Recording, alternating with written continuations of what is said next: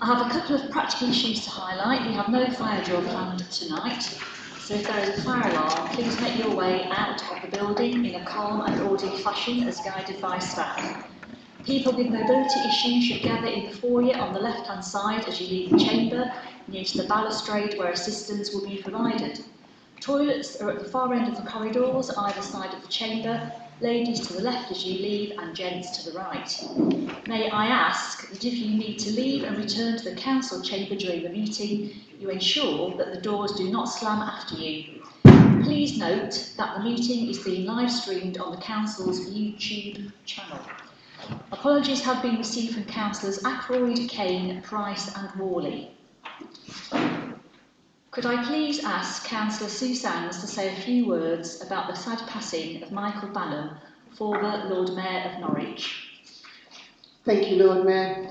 I am pleased and proud to talk about our friend Mick Banham. I first met Mick Banham 20 years ago when he was Lord Mayor, and not long after this we became fellow Sewell Ward councillors together. Mick's great loves in life were his family, football in particular, his beloved Canaries, and being a city councillor, especially the honoured role of Lord Mayor. And he was lucky enough to see his beloved Canaries lift the milk cup in 1962. He was an incredibly generous man, and he served as a city councillor for many years. He apprenticed as an electrician in Norwich, and was shop steward for a number of firms, including Rowntree, Macintosh. I'll just put my glasses on, shall I? Thank you. Before starting up his own successful business. He married his second wife, Jackie, another Labour stalwart, and the couple lived in their Buxton Road home. Mick became Lord Mayor, and amongst the many things Mick did in that year was to lead a group of councillors and visitors on an expedition to the top of the clock tower.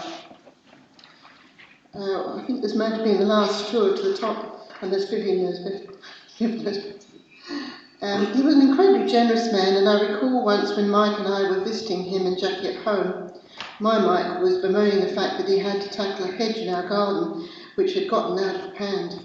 Mick immediately jumped up, went out to his garden shed and brought a brand new hedge trimmer in. He insisted Mike have it and would take nothing for it. Well, Mick, that hedge trimmer is still going strong.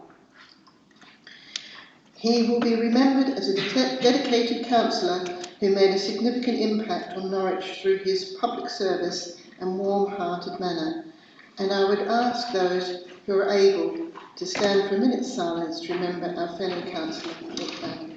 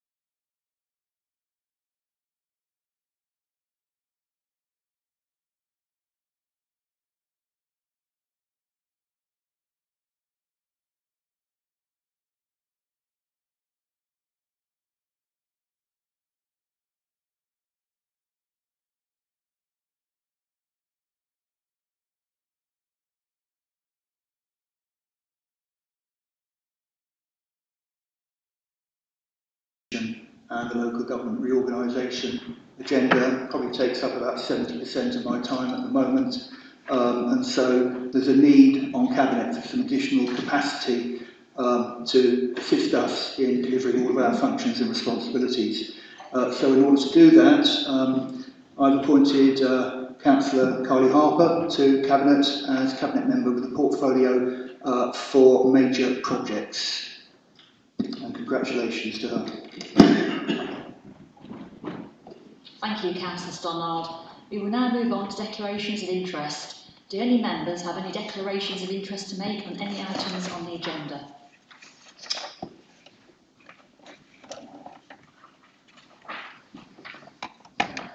We will move on to questions from the public. We have received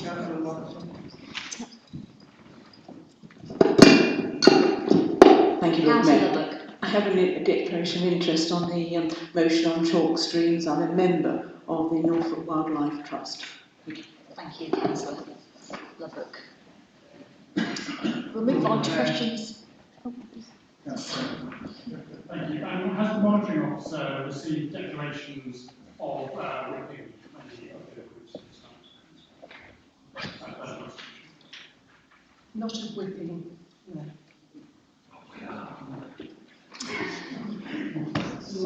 We are. Sorry, Chair.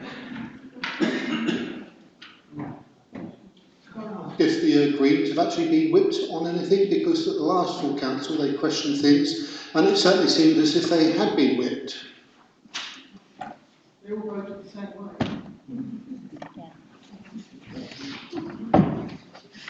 There are no issues of whipping. Questions from the public. We have received 2 public questions. The first is from Mr. Mark Wright. Mr. Wright, would you please ask your question?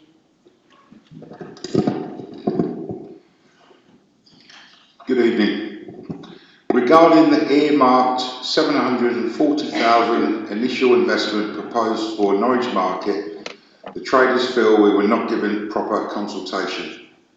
1, we were promised 3 options on the future of the market, and these never materialised. 2, these options were to be discussed with the so-called market experts team in November, and this crucial meeting was cancelled without apology or explanation.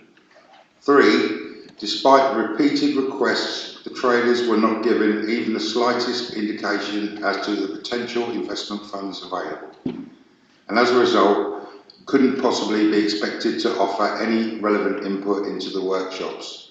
We eventually found out about the £740,000 through the press. Question, why haven't we received proper consultation? Councillor Kidman, will you please give your reply? Thank you, Lord Mayor. Thank you for your question. Traders are at the heart of our efforts to explore and refine future options for Norwich Market. As part of developing a strategic outline case for the provisions market, we conducted 2 workshops, several meetings with traders, and a trader survey. These activities were designed to capture the issues and opportunities identified by traders and feed them into the strategic outline case. The strategic outline case presents a broad rationale for change and outlines various options ranging from minor adjustments to significant interventions. At this stage, no preferred option has been selected and no firm decisions have been made other than allocating the budget to continue this work and implement some short-term improvements. We're now entering a further round of consultations with traders and the wider public to discuss the issues and opportunities identified earlier, share potential solutions and develop a preferred concept design. There will be additional opportunities for consultation and engagement on any preferred option before any necessary planning consents are sought. The next traders meeting is scheduled for Thursday, this Thursday coming, followed by a workshop in March to consider the options. Thank you, Councillor Kidman. Mr. Wright, you're allowed 1 supplementary question. Do you have a supplementary question? I do. And I don't feel as if I've received an explanation. And this is a sliding doors moment. The 2006 revamp done without sufficient traders' input, resulted in a commercial disaster, whereby 6 years later, nearly half the stalls were empty.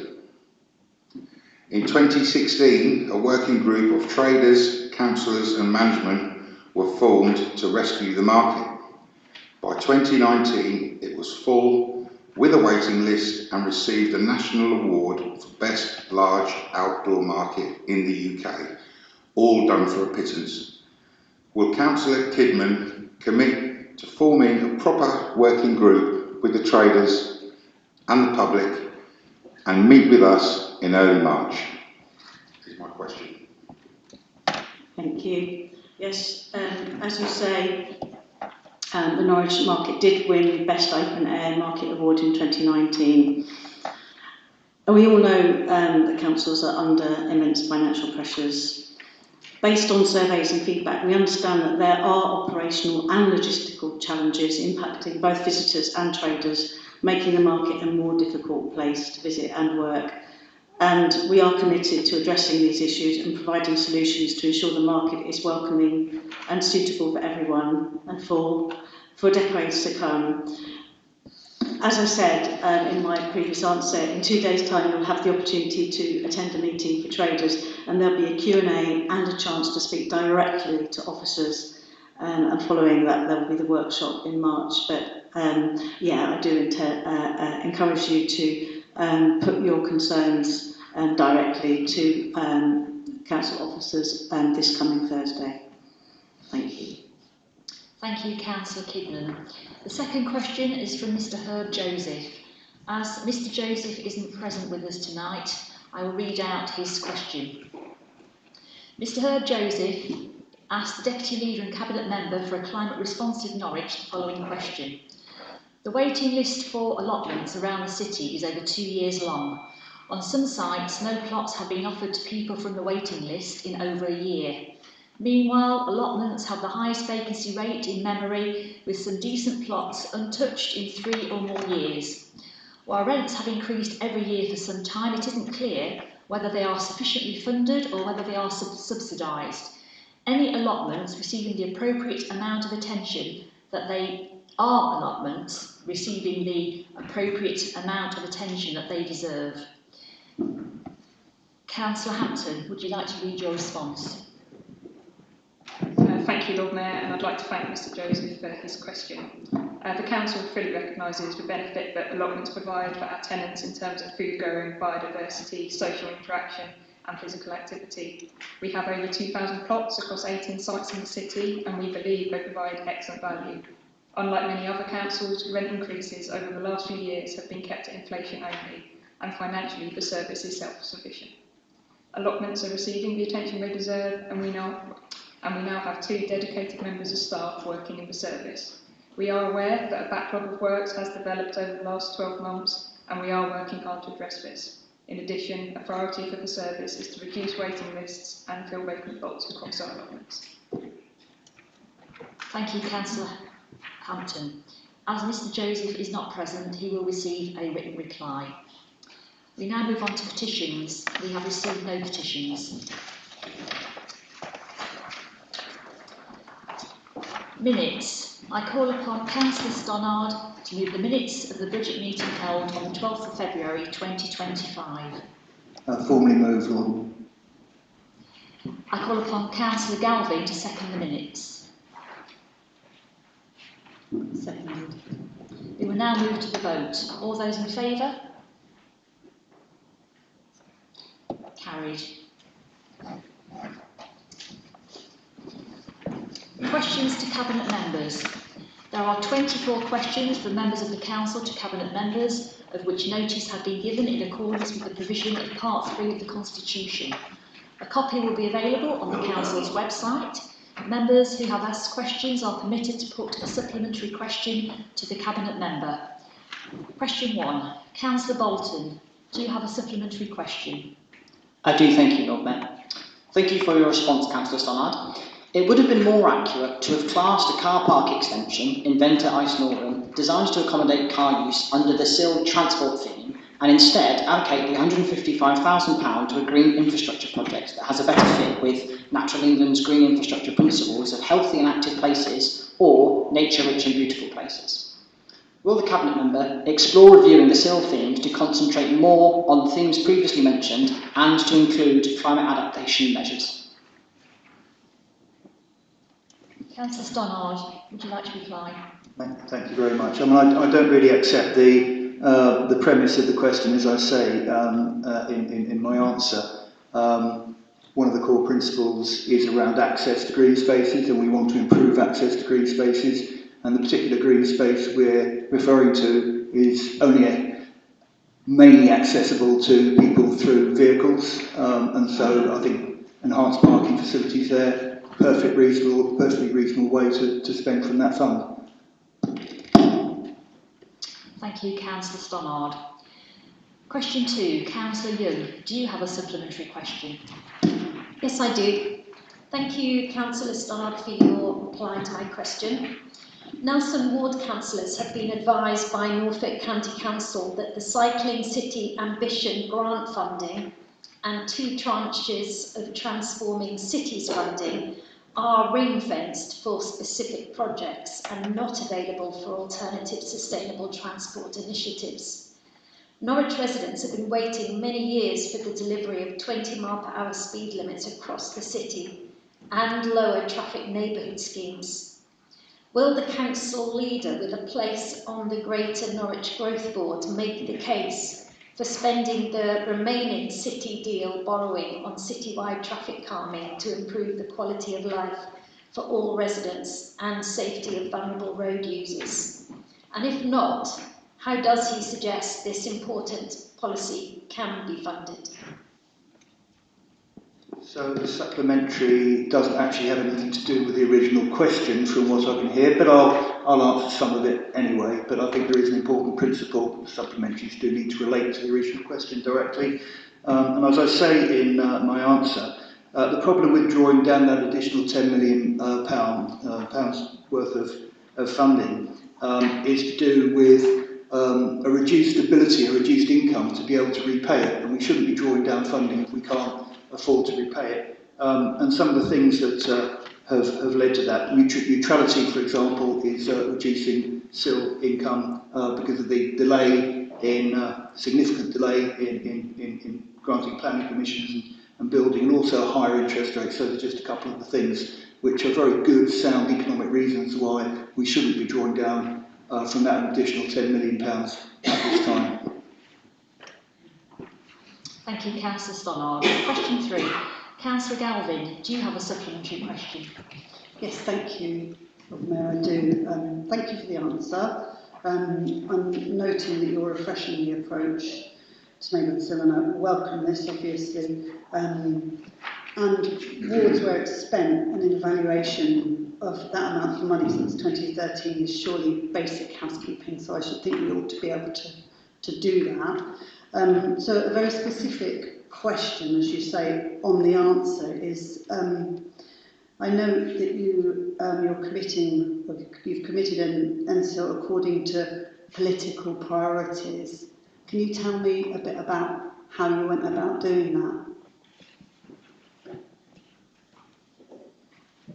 Thank you. I mean, the process for awarding the larger NSIL grants is set out in the original answer that I've written. As a democratic institution, it's natural that when any major decision comes in, the administration is going to consider its political priorities reflecting the democratic mandate it's received from the electors that voted it into office. But once those comments from the executive have been received, they go to an NSIL board chaired by our Neighbourhoods and Community Enabling Manager and composed of officers from across the council. They then score those applications according to a scoring matrix and then make a decision on whether to advance the expression of interest or whether to award a full application. Thank you, Councillor Giles. Question 4, Councillor Hopner, do you have a supplementary question? Yes, I do. Thank you, Lord Mayor. Thank you, Councillor Hampton, for your response and for highlighting that the toilet blocks in Hayham and Park and Slowbottom Park, where baby change units can only be accessed with a radar key were complying with building regulation at the time of construction. It's a pity that they weren't also at the time checked against common sense. You write that in the future baby change facilities will be accessible without the need for a radar key. Could you please clarify whether that means that you commit to exploring the removal of the radar key locks in Hayham and Slowbottom Park in consultation with the Inclusive Norwich Partnership and SEND families? Thank you. Thank you for both your questions. Yeah, to confirm, happy to talk to officers again about what we can do in Hayham and Slowbottom Park, given the change in regulations especially. Question 5, Councillor Calvert, do you have a supplementary question? Thank you, Lord Mayor. Yes, I do. Thank you, Councillor Jones. I do appreciate the apology, and I would still welcome a reply to my original email of November. Can assurances be given that the issue of correspondence repeatedly going unresponded to is limited to this single instance and does not affect other aspects of the portfolio holder's important role here at Council? No, and I hope I've covered a lot of what your inquiry was in the answer around Safe Norwich Board, but I'm happy to discuss this further with you outside of here. Thank you, Councillor Jones. Councillor Champion, do you have a supplementary question? Yes, I do, Lord Mayor. Thank you for your response, Councillor Hampton. It's interesting, there's quite a lot of supplementary questions which I would like to ask, but in particular, I want to just refer to in your response, you said that I'd received a full response, and so I just want to refer to the full response which I've been given, which states that Council is not aware of any present applications for new designated bathing spots within the Norwich city boundary. And I'm working with a group called the Cowtower Dippers, who have been working across different departments within the councils with different officers for at least 6 months, longer actually. And we seem to have gone in circles, a bit like around a bath plug. And so I was wondering if we could get together outside of this council and I could introduce you to the Cowtower Dippers, and maybe we could make some progress with this application for a bathing spot, because we won't get any testing of the waters in a suitable manner until there's a designated bathing spot. Would that be a reasonable request? Thank you.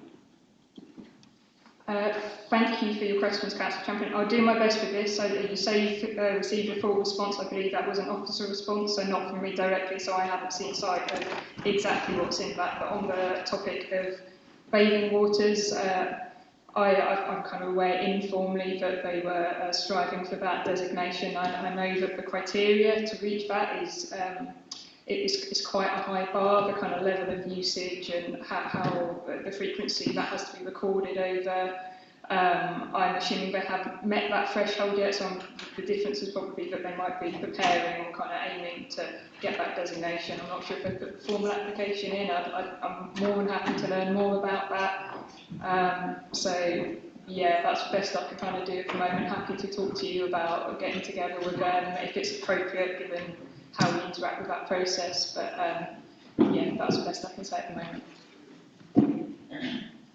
Councillor Davies, do you have a supplementary question?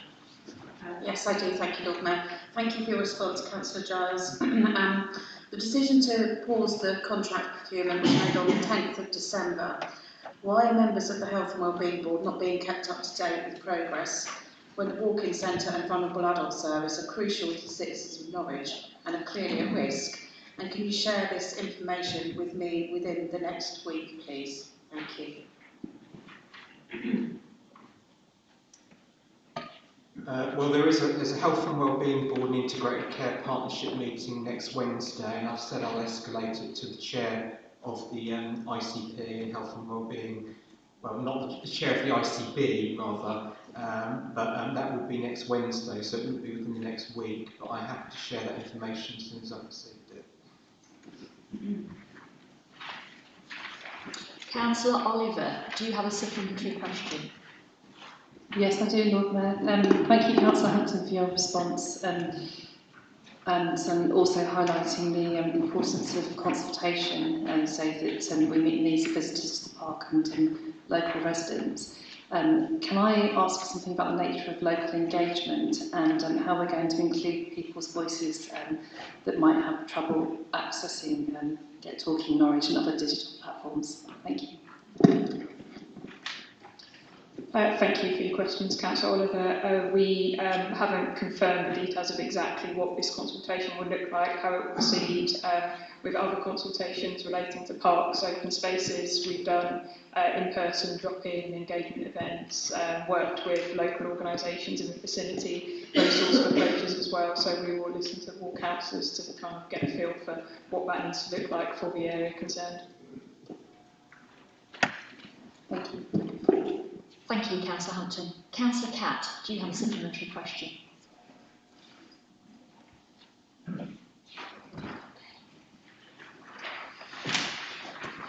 Councillor Fox, do you have a supplementary question? No, thank you for your answer, Councillor Hampton.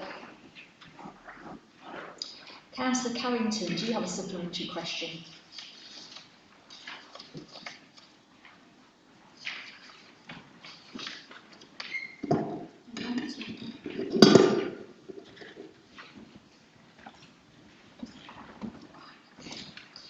Councillor Padder, do you have a supplementary question?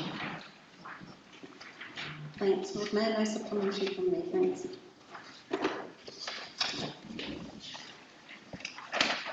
Councillor Fulton McAllister, do you have a supplementary question? No, thank you, Lord Mayor. Councillor Mike Sands, do you have a supplementary question? Yes, thanks, Lord Mayor.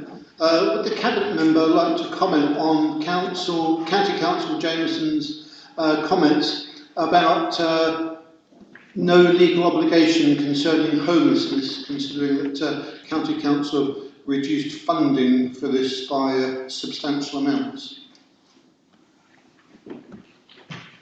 Thank you for the supplementary. I have to say, whilst, yes, we are the housing provider for Norwich, I found it disappointing, the lack of insight into the complexity of homelessness that I think members, particularly of Scrutiny Committee, where we unpicked a lot of the challenges of rough sleeping in the city, will probably share the understanding that it's not a single issue of homelessness, it's not just about a house, and that the responsibility around addressing homelessness needs to be all partners, be it us as a district authority, the county council, other public sector organisations, and I work with the third sector. So I think that I was disappointed, I would say, by that very narrow interpretation about responsibility for this. Thank you, Councillor James. Councillor Smith, do you have a supplementary question? No, thank you, Lord Mayor. Councillor Smith, do you have a supplementary question?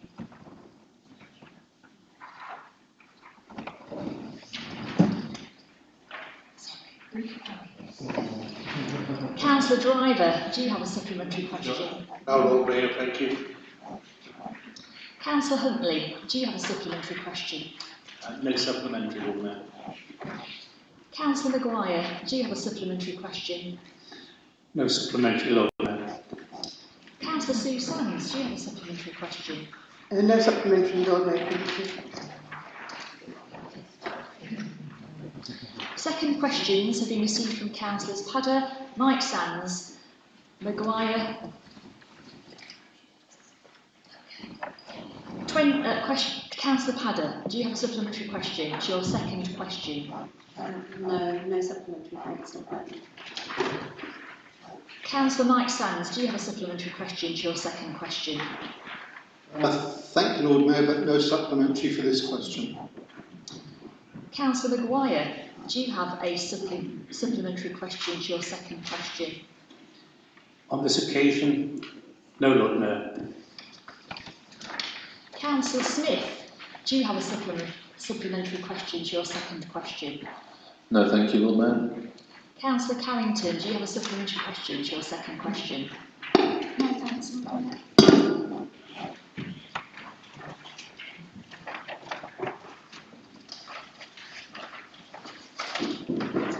The Council's 2025-26 Council Tax Resolution. I call upon Councillor Kendrick to move item 6. Thank you very much, Lord Mayor. This Council approved the Norwich City Council budget for the financial year 25-26 on February the 12th, which reflected a 2.99% increase in the Council's element of the council tax for the forthcoming year. However, this makes up only one part of the overall council tax requirement, with precepts also set by Norfolk County Council and the Norfolk Police and Crime Commissioner, completing the overall picture. The precept information has now been received, with Norfolk County Council approving an increase of 4.99% and the Norfolk Police and Crime Commissioner approving an increase of 4.42%. The report sets out the implications arising from these decisions in accordance with statutory regulations, as an overall resolution set out in the annex to the report on pages 16 and 17. The annex also sets out the impact upon each of the council tax bands for residents of the Norwich City Council, inclusive of the precepts of Norwich City Council, Norfolk County Council and the Norfolk Police and Crime Commissioner. Subject to approval of this resolution, officers will now proceed with the process of issuing notices of council tax owed and the collection of these sums during the financial year 25-26. I would therefore ask Council to approve. I call upon Councillor Giles to second the item. Thank you, Lord Mayor. Having approved our spending commitments over the next 12 months, it is of course vital we agree the resources to fund those spending commitments. The government assumes a maximum council tax increase when calculating the core spending power of each local authority for funding purposes. This assumption underlies our increases in revenue from the New Homes Bonus and the New Recovery Grant, which has replaced the Services Grant and Funding Guarantee. With the medium-term financial strategy illustrating that demand on service delivery will continue to outstrip resources, it is crucial we raise our council tax precept by 2.99%, or the government's assessment of our core spending power will exceed our actual resources and result in an ever-widening funding gap.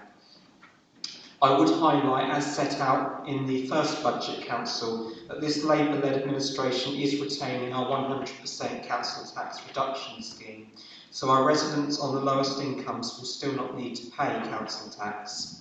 We are also continuing to retain our local discounts for care leavers, single occupants taking in a refugee, and second home discounts for those required to flee their main home due to domestic violence. For the declining number of residents in receipt of legacy benefits, we are raising the CTR applicable amount in accordance with CPI, so claimants do not lose out in real terms. For legacy benefit claimants, we are also continuing to use our discretion to disregard housing costs and the two-child benefit cap for the purpose of calculating income. As such, we are doing all we can to protect our residents on the lowest incomes from the impact of this council tax increase. I would encourage all fellow councillors to back this prudent financial decision tonight to raise our precept on council tax by 2.99%. Thank you. Thank you, Councillor Giles. I now invite the group spokespersons to speak. Councillor Huckner.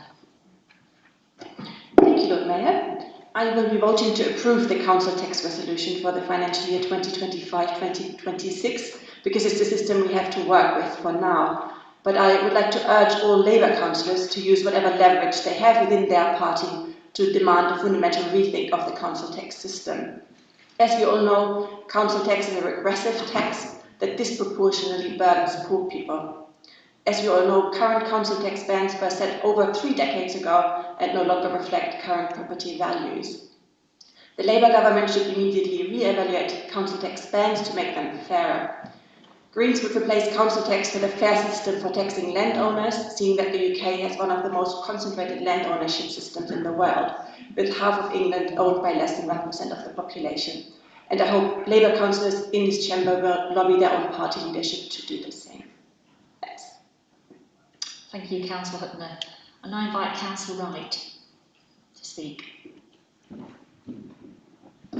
Thank you, Lord Mayor. Approving this item today is a natural continuum of the Budget Council we had a couple of weeks ago where there was unanimity, but I would like to echo the points that Councillor Hutton has just made around issues with council tax and the banding, both of which are policies that the Liberal Democrats have had for a number of years as well. But we are where we are, and therefore we will be supporting this today. Thank you. Thank you, Councillor Wright. Councillor Davis. Thank you. Yes, we reluctantly agree with the proposed council tax resolution for the financial year 25-26. Whilst I fundamentally disagree with the principle of council tax as a means of funding local services, I acknowledge the pressing financial challenge our council faces. The current system, based on outdated property valuations from 1991, is both regressive and inequitable, disproportionately impacting those with lower incomes. This antiquated framework fails to reflect the true economic realities of our constituents and undermines the fairness we strive to uphold. However, in the absence of a more just and progressive alternative, and recognising our immediate obligation to provide essential services to the community, I concede that approving this resolution is a necessary, albeit imperfect, course of action. It's imperative we continue to advocate for comprehensive reform of local government financing to establish a system that is equitable, reflective of current property values and considerate of taxpayers' ability to pay. I thank Councillor Kendrick for agreeing to raise this with ministers, with the hope that this is the last year we need to talk about council tax and that a more progressive form of taxation will be forthcoming. Thank you, Councillor Davis. Does any other councillor wish to speak?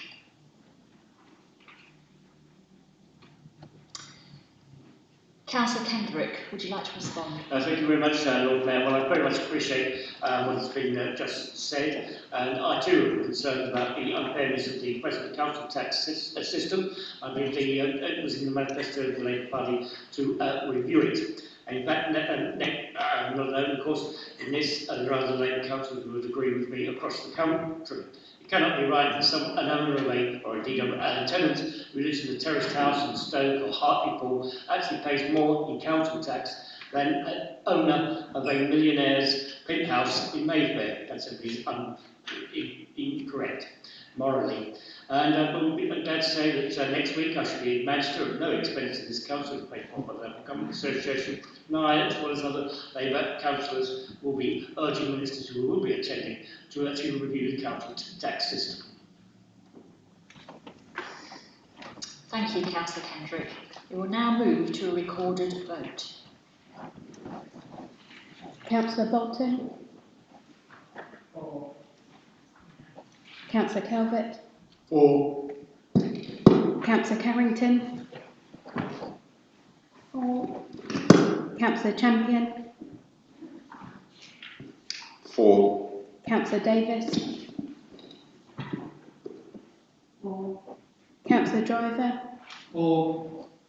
Councillor Fox. For. Councillor Francis. For. Councillor Fulton McAllister. For. Councillor Galvin. For. Councillor Giles. For. Councillor Hampton. For. Councillor Harper. For. Councillor Haynes. For. Councillor Hirschner. For. Councillor Huntley. For. Councillor Jones. For. Councillor Kendrick. For. Councillor Kidman. For. Councillor Lubbock. For. Councillor Maguire. For. Councillor Oliver. For. Councillor Osborne. For. Councillor Packer. For. Councillor Padder. For. Councillor Prinsley. For. Councillor Mike Sands. For. Councillor Sue Sands. For. Councillor Smith. For. Councillor Stannard. For. Lord Mayor Thomas. For. Councillor Wright. For. Councillor Young. For. That is unanimous. That is unanimous and has been carried. 7. Updated devolution and local government reorganisation. I call upon Councillor Stannard to move item 7. Thank you, Lord Mayor. Colleagues, tonight I will update you on devolution and local government reorganisation, an issue that will shape the future of our city and local government. It presents both an opportunity and a challenge, one that we must meet together as elected representatives of Norwich. The government's English devolution white paper is clear. Power and funding are shifting to regional authorities. The government announced on the 5th of February that Norfolk and Suffolk had been placed in the devolution priority programme, meaning a mayoral combined or county authority will be in place by May 2026. To allow the time needed for the complex work of setting up a mayoral combined county authority on a very tight timescale, the government has put orders in place to postpone May's county council election. The government has also invited councils to submit proposals for new unitary authorities. Our first submission is due in just a few weeks on the 21st of March. We must be clear. Norwich needs a seat at the table. For too long, our city's potential has been held back by outdated governance structures that do not reflect the unique needs of our modern, growing and ambitious urban centre. A unitary Norwich would give our residents a stronger voice with decisions made in Norwich for Norwich. It would deliver more efficient, responsive services designed for the challenges of a city, not a rural county. It would strengthen our economy, ensuring Norwich is in the driving seat when it comes to investment, infrastructure and innovation. And it would allow us to tackle climate change, inequality and housing challenges with policies shaped around our city's unique priorities. Colleagues, this isn't about party politics. It's about doing what is right for Norwich. We must stand united to make the strongest possible case for a Norwich Unitary Authority. If we fail to act decisively, others will shape our future for us. That is why tonight I'm asking for your full support in establishing a cross-party working group. This group will ensure every political voice is heard and that we present a compelling, evidence-based case to government.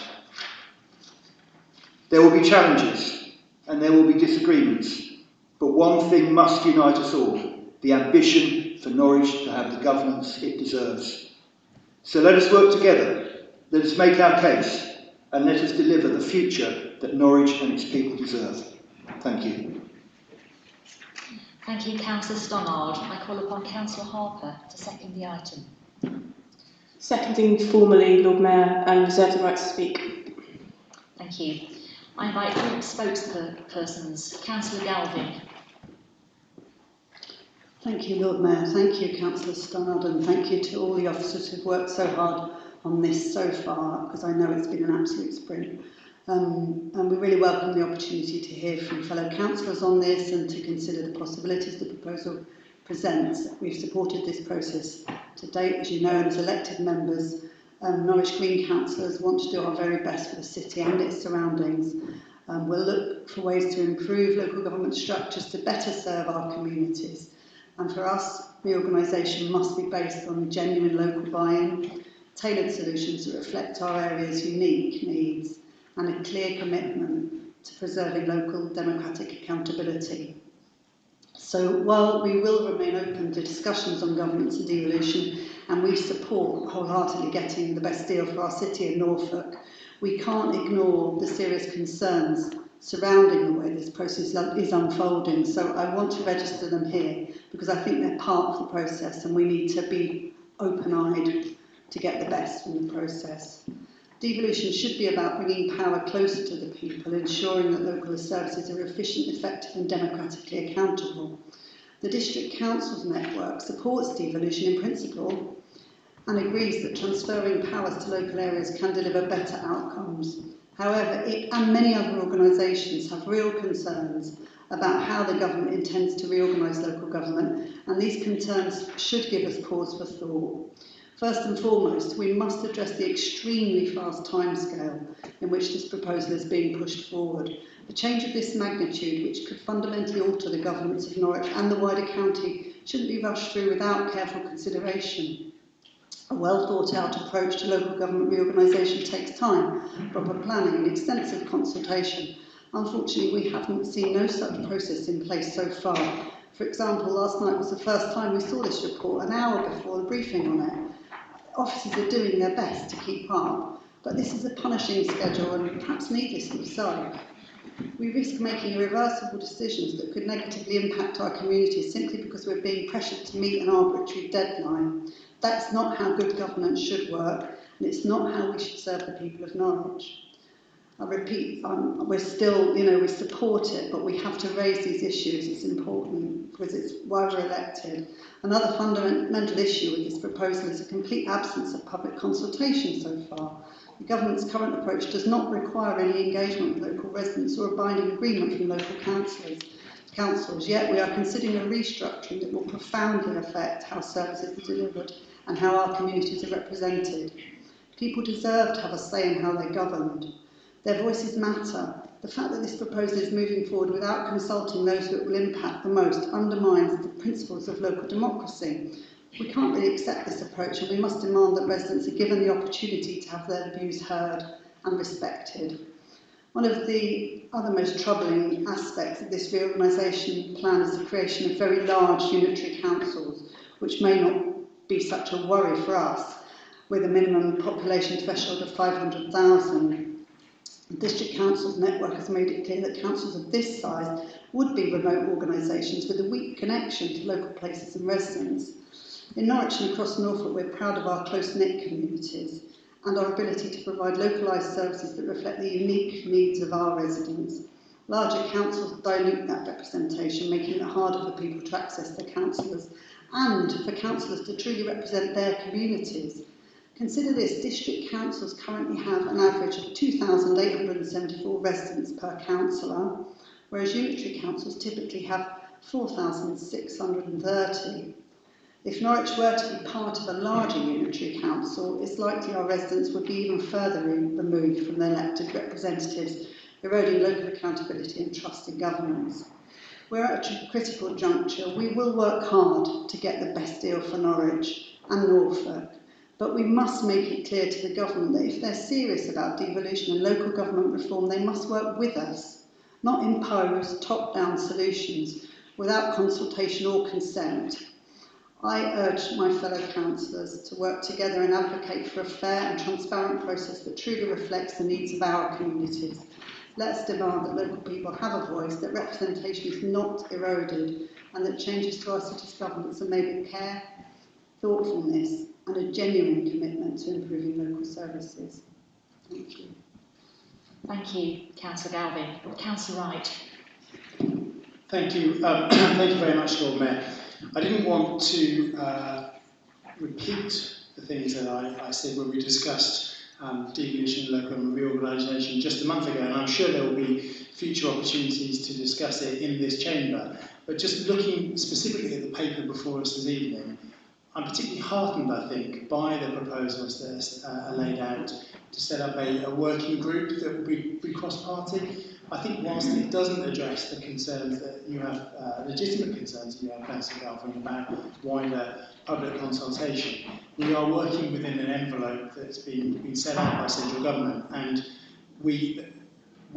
and in so doing and having that working group, we can come together on a cross-party basis to get the best for our city and our citizens. So, yeah, 100% behind the approach that this council is taking, working within the criteria set out. Thank you. Thank you, Councillor Wright. Councillor Davis. Thank you. Yes, also very pleased about the cross-party working group. I think that's a really positive step forward. I'd also like to add my support to Councillor Galvin's comments. And I'd like to talk very briefly about a few concerns I have around the finances. The government claims that this reorganisation will bring efficiency savings, improve service delivery and create a more resilient local government structure. However, real-world evidence does not support these claims. Efficiency savings, whilst reorganisation comes with significant upfront costs, often 20 million or more per county, the projected savings are uncertain and frequently overestimated. Previous experiences with unitary council creation have shown that financial stability is far from guaranteed. service transformation.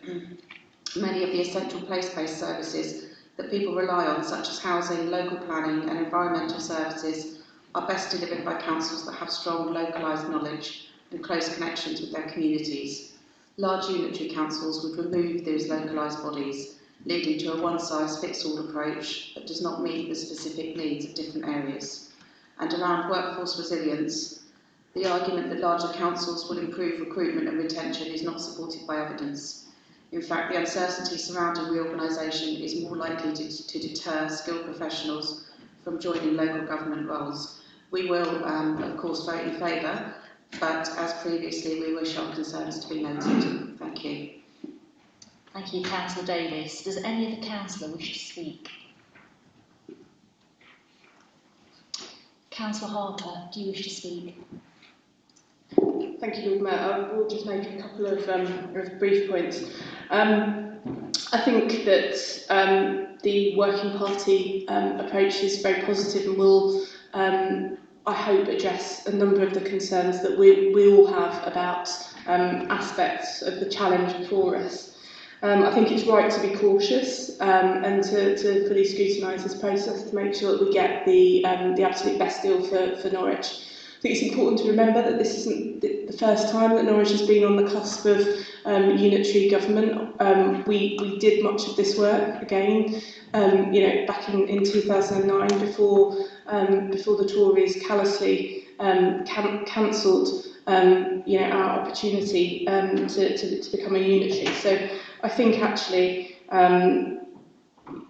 although this piece of legislation and this process is moving quickly, this is not a new idea and not a new concept. I think we are absolutely committed to hearing the views of local people, and I think it's right that councillors have highlighted that, and I know that we're committed to doing that. I think on the 500,000 people point, I think the guidance is quite clear that the Minister will listen to other sensible proposals, and I think we should take comfort from that. I think we are a growing city. We can and we should see this as an opportunity to drive growth. And we are expanding in terms of our population. So I think we can make a credible case for a future for Norwich which suits the city and doesn't follow kind of artificial manufactured boundaries, which I would agree could potentially dilute local decision making. Thank you, Councillor Harper. Councillor Stannard, would you like to respond? Well, thank you, colleagues, for your contributions, and first of all, for the unanimous support for the proposal in front of us. I think that's really important. I think it sends a very powerful message out from this chamber to the government and the outside world about what we all want for Norwich. I'll come back to that. Look, this is a fast process. I accept that, and I think the speed isn't ideal. I do think we need to remember that the last two reorganisations of local government were carried out under Conservative governments, and in 1974 that resulted in Norwich losing its county borough status and all those powers and responsibilities passing up to county level, and we're trying to get that back, and we've got an opportunity. In 2009, 2010, we were on the cusp. We ran out of time, and that was the problem. We ran out of time, and I do believe one of the reasons for the timescale we have at the moment is to make sure that these changes can be implemented and we don't run out of time, and that's the fear.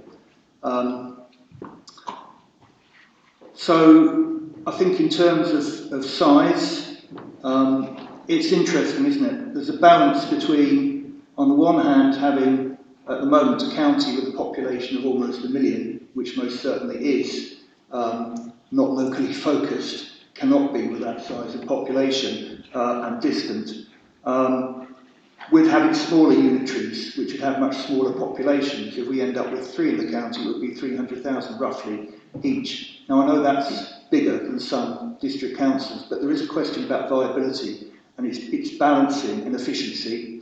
and it's balancing those issues. If you want to have unitaries which provide all current upper and lower tier services, they will need to be of a certain size to ensure that they're viable and can provide efficient services. So that it's about balance. Here in Norwich, I think there's a very strong case. Norwich is unique in the county. It's different to every other part of the county in terms of its demography, its economy, its culture. Everything is different. Its challenges, the social and economic inequalities, they're all very, very different to the rest of the county. And it's almost just obvious to anyone looking at the map that Norwich should govern itself and should not have core decisions made about key services, core services, by representatives who represent areas out in the wilds of rural Norfolk. That's just not right. It's a democratic deficit, and that something needs to be done about it, and we've got the opportunity to do that. So, as I say, the important Councillor message... Stannard, can you please... Be quiet.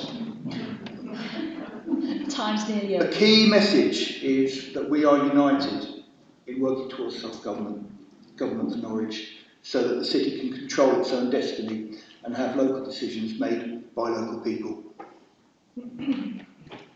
Thank you, Councillor Stannard. We will now move to the vote. All those in favour?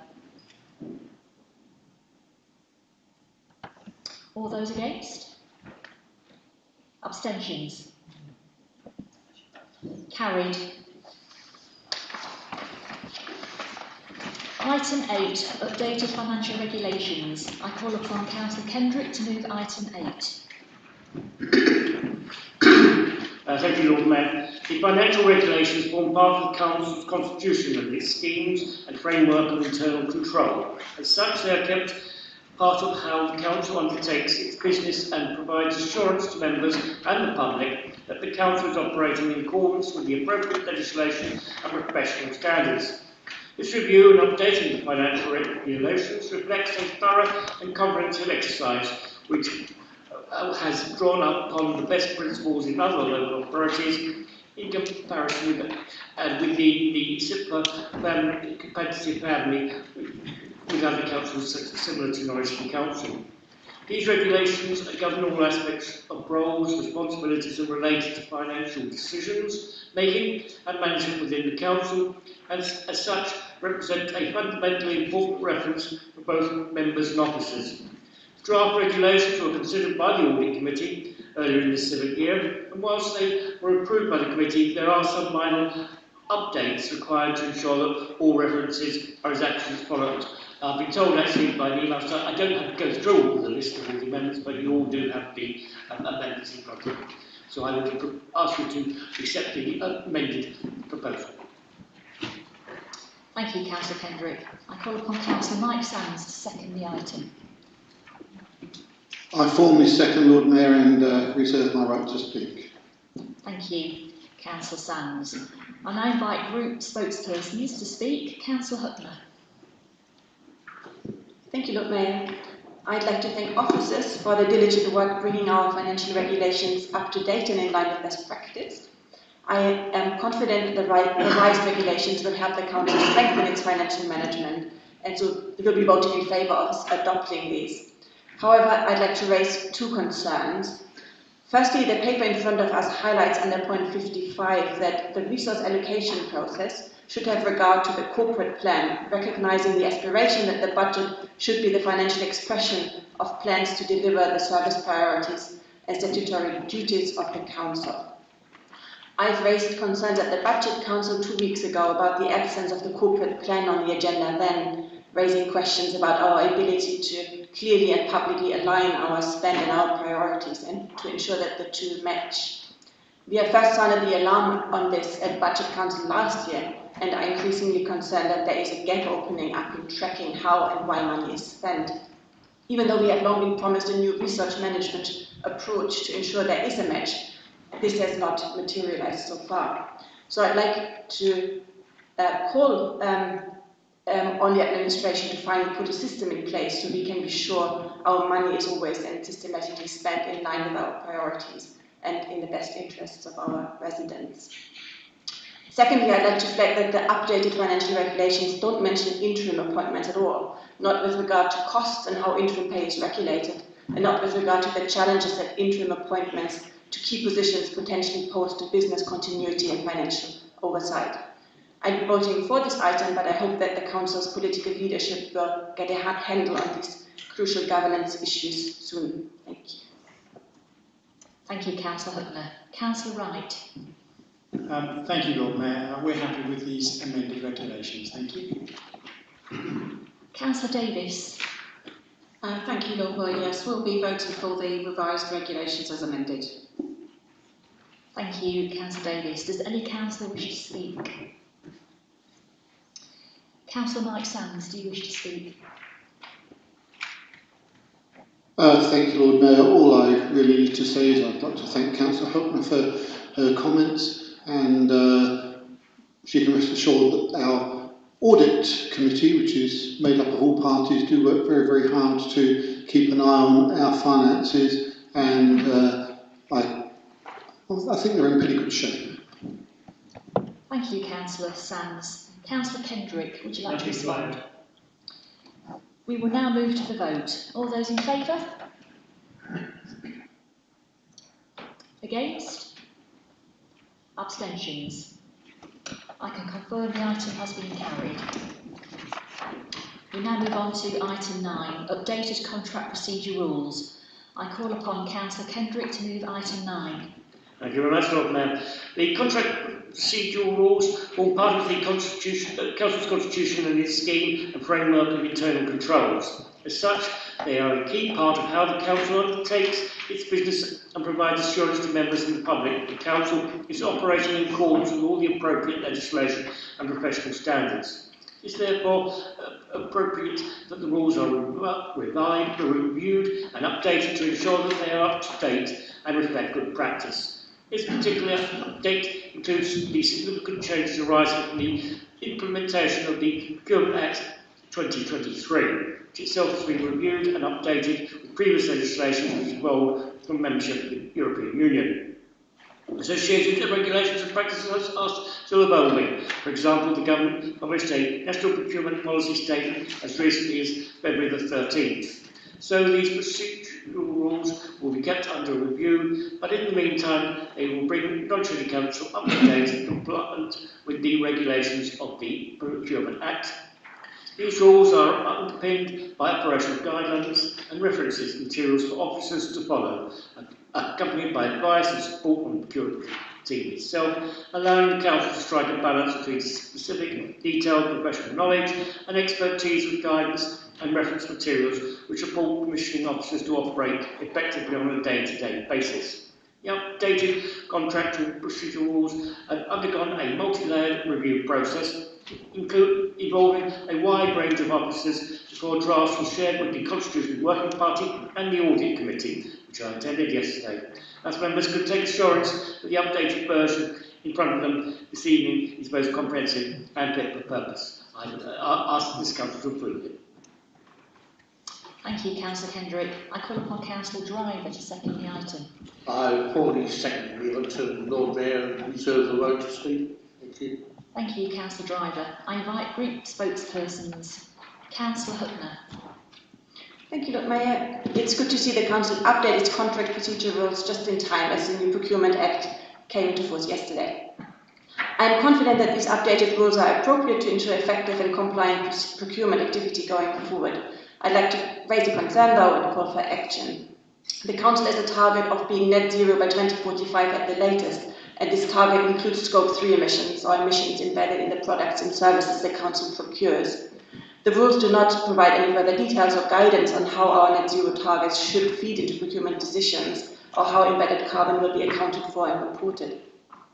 The government just published Procurement Policy Note 106, Carbon Reduction and Contract Schedule and Guidance, which states that as environmental factors and greenhouse gas emissions feature in the delivery of most public contracts, there is an opportunity for authorities to take steps to support the net zero target and reduce greenhouse gas emissions through public procurement. This policy note isn't referenced in the updated contract procedure rules. Tomorrow, the Climate Change Commission will be publishing its 7th carbon budget, and it is expected that it will warn that the UK is far off track for meeting its legally binding carbon reduction targets. So we really don't have any time to lose here. I understand that the Environmental Strategy team is planning to develop a net zero procurement guide next financial year. So I'd like to conclude by calling on the leadership of the Council to support the timely delivery and implementation of this tremendously important piece of work, so we can at least get on track for meeting our own 2045 net zero target. Thanks. Thank you, Councillor Hutner. Councillor Wright. Yes, thank you, Lord Mayor. I'd like to thank officers for the work associated with getting these before us today. I was pleased to be part of both the Constitution Working Group and the Audit Committee, so I've had a couple of opportunities to talk about these already. And I'd like to thank colleagues in particular who raised questions and challenge audit yesterday around some of the safeguards that need to be put into practice. So based on everything I've heard in those various discussions, happy to support these this evening. Thank you, Councillor Wright. Councillor Davies. Yes, thank you. I'm also on Constitution Working Party, so we've already had sight of these and had a good discussion around them, so I'm happy to support them. Thank you, Councillor Davies. Does any of the councillor wish to speak? Councillor Driver, do you wish to speak? We will now move to the vote. Councillor Kendrick, would you like to respond? I'm delaying you long, nothing to add. Thank you, Councillor Kendrick. We will now move to the vote. All those in favour? All those against? Abstentions? The item has been carried. Item 10, Schedule of Norwich City Council Meetings 2025-26. Lord Mayor. As Lord Mayor, I call upon Councillor Kendrick to move item 10.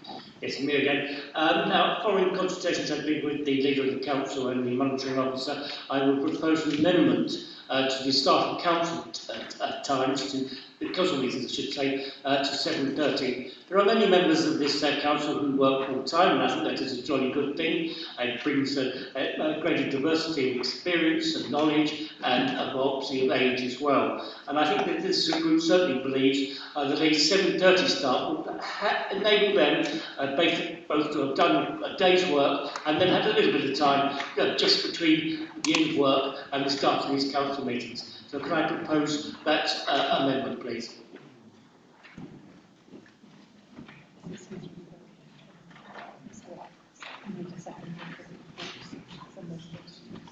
So can I have a seconder, please? Councillor Stannard.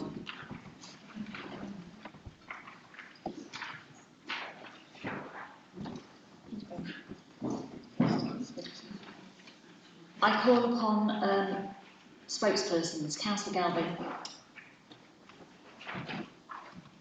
Thank you. I won't say much. It's really good to see the first time this full schedule published well ahead. So thank you to officers for that. It's very helpful for planning, and the changes that we've seen are mainly to do with timings. So they help those with childcare responsibilities. For planning will start later at 10, SEEP and SDP at 4:30 in line with other committees. I think audit's been moved from July to June in line with changes in the national backdrop, and we did think full council was starting at 7, but that looks like it will be 7:30 still. There is an anomaly that we've long asked to be cleared up, which means that a member of the public can't see a report to committees before they submit a question on it due to the deadlines. I know that meeting agenda publication dates are set by national legislation to be 5 clear working days before the meeting, but we hope that the Constitution Working Party will soon address this problem, that papers are published after the deadline for questions for meetings, and give the public the right to be asked fully informed questions. Thank you. Thank you. Thank you, Councillor Galvin. Councillor Wright. Thank you, Lord Mayor. I was going to say this evening that I was pleased to see that the timing of councillors changed, but we have a retrograde step being amended from the floor, I guess due to numbers in the chamber today. It is unfortunate, I think, being able to, having done a day of work and then sit here and make informed debate late into the evening is not what good debate and good council governance looks like. I was very pleased when I saw an 18:30 start on an initial draft that was published a couple of months ago. But we will of course be supporting the schedule of meetings, but it is unfortunate that this council wants to stick with a 7:30 meeting in the evening. Thank you. Thank you, Councillor Wright. Councillor Davis. Thank you, Lord Mayor. Yes, we will be supporting this, but I echo Councillor Wright's concerns. I thought 7 o'clock would have been a much better time to start, and we could have all got away a little bit earlier, including officers who've already had a very long day. But Labour have obviously calculated they've got the numbers to push it back to 7:30, so we'll be voting in favour of the new schedule. Thank you, Councillor Davies. Do any of the council wish to speak? Councillor Jones. I'd just like to comment on the 7:30. I think there are many different jobs and many jobs that have different challenges, and as someone who has literally come from work to the council meeting, I think everything we can do that promotes engagement with people who work in a wide range of different environments. Mine is very unpredictable, so it meant that for clinical need I had to come straight to the council meeting, so I welcome that opportunity. Otherwise, with the change in my job role, that would mean I wouldn't be able to attend otherwise. Any other councillor wishing to speak? Councillor Maguire. Thank you, Lord Mayor. I just want to echo, I'm pleased we are going for the 7:30 start. I brought up 4 children, and I would have been excluded if my children were growing up. I wanted to be a councillor. I wouldn't have been able to get here. When I was working, I commuted, and I'd get the train from Nottingham that would get me back just in time. We don't know the ins and outs of people's backgrounds. I'm just really pleased that we're going to go for the 7:30 start. The other thing I'd like to say is thank you so much for setting out timetables. If anyone's been involved with timetabling anywhere in their work, they know how difficult it is. So thank you for doing that work, and in particular, thank you for having a single budget council date. Thank you, Lord Mayor. Thank you, Councillor Maguire. Councillor Harper. Thank you, Lord Mayor. I also want to weigh in on the start time. I was actually someone who very much advocates an earlier start time for council meetings for quite selfish reasons. I do have a young family, and it can be quite hard to kind of balance all of that. But I've also heard from a lot of colleagues that would have really struggled to participate if we did move to a different start time. So their views have persuaded me to support this. I think what I would say is I do welcome efforts by the government to overhaul the way that we participate in local government meetings, and I think that will perhaps address some of the concerns that, not all of them, but some of the concerns that people have around safety and scheduling and so on, and I think that's long overdue. Thank you, Councillor Harper. Councillor Kendrick, would you like to respond? Nothing to add. We will now move to the vote. All those in favour? Against? Abstentions? That has been carried. 11A. Calling on government for urgent chalk stream protections. An amendment has been received from Councillor Galvin. As Councillor Galvin is amending her own motion, this will form part of the substantive motion. I call upon Councillor Galvin to move motion 11A as amended. Thank you, Lord Mayor, and thank you everybody that's helped with this motion. It's not the first time we've spoken here about one of our most precious natural assets, our chalk streams, and in particular our own city river, as it's known, the River Wensum. I make no apology for that, as it's a topic that doesn't really get enough attention, and there is a simple and courteous way that we can take a big step forward tonight to address that. Awarding freedom of the city of Norwich dates back to the 13th century. As our website says, well, it's now largely an honorary title, which gives the City Council the opportunity to recognise the contribution that individuals make to the city, or the distinguished service that groups of people can make, and I quote, this council has on many occasions awarded it to entities that were not people.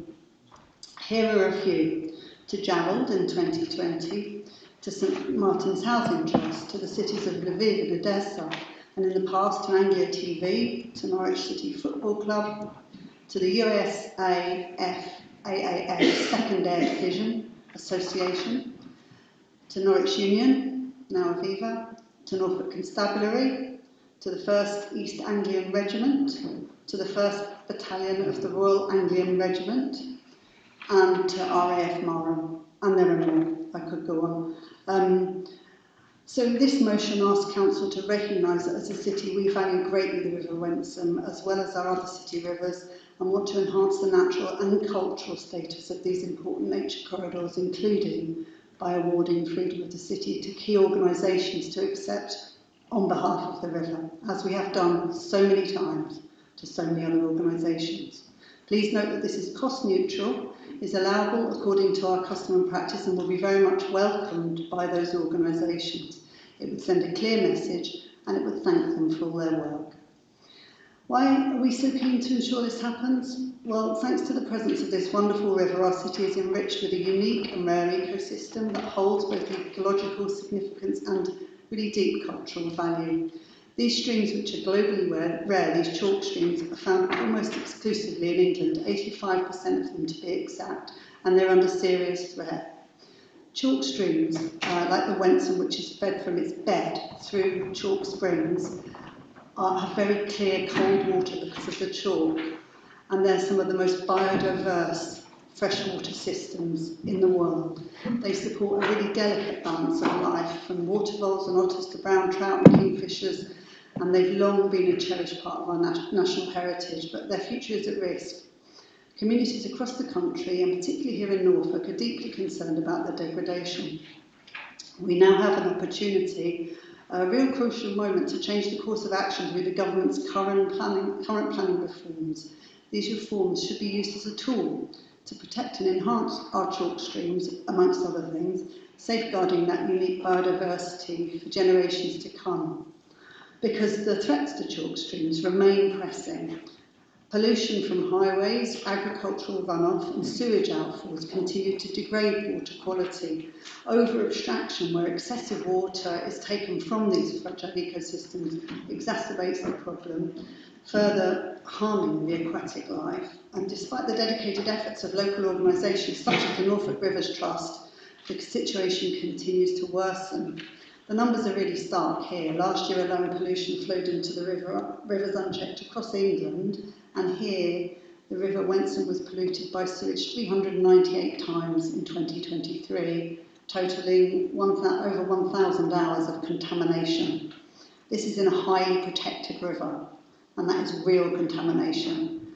On top of this, our river is failing European health targets due to the presence of forever chemicals like PBDEs, as well as microplastics and pharmaceuticals.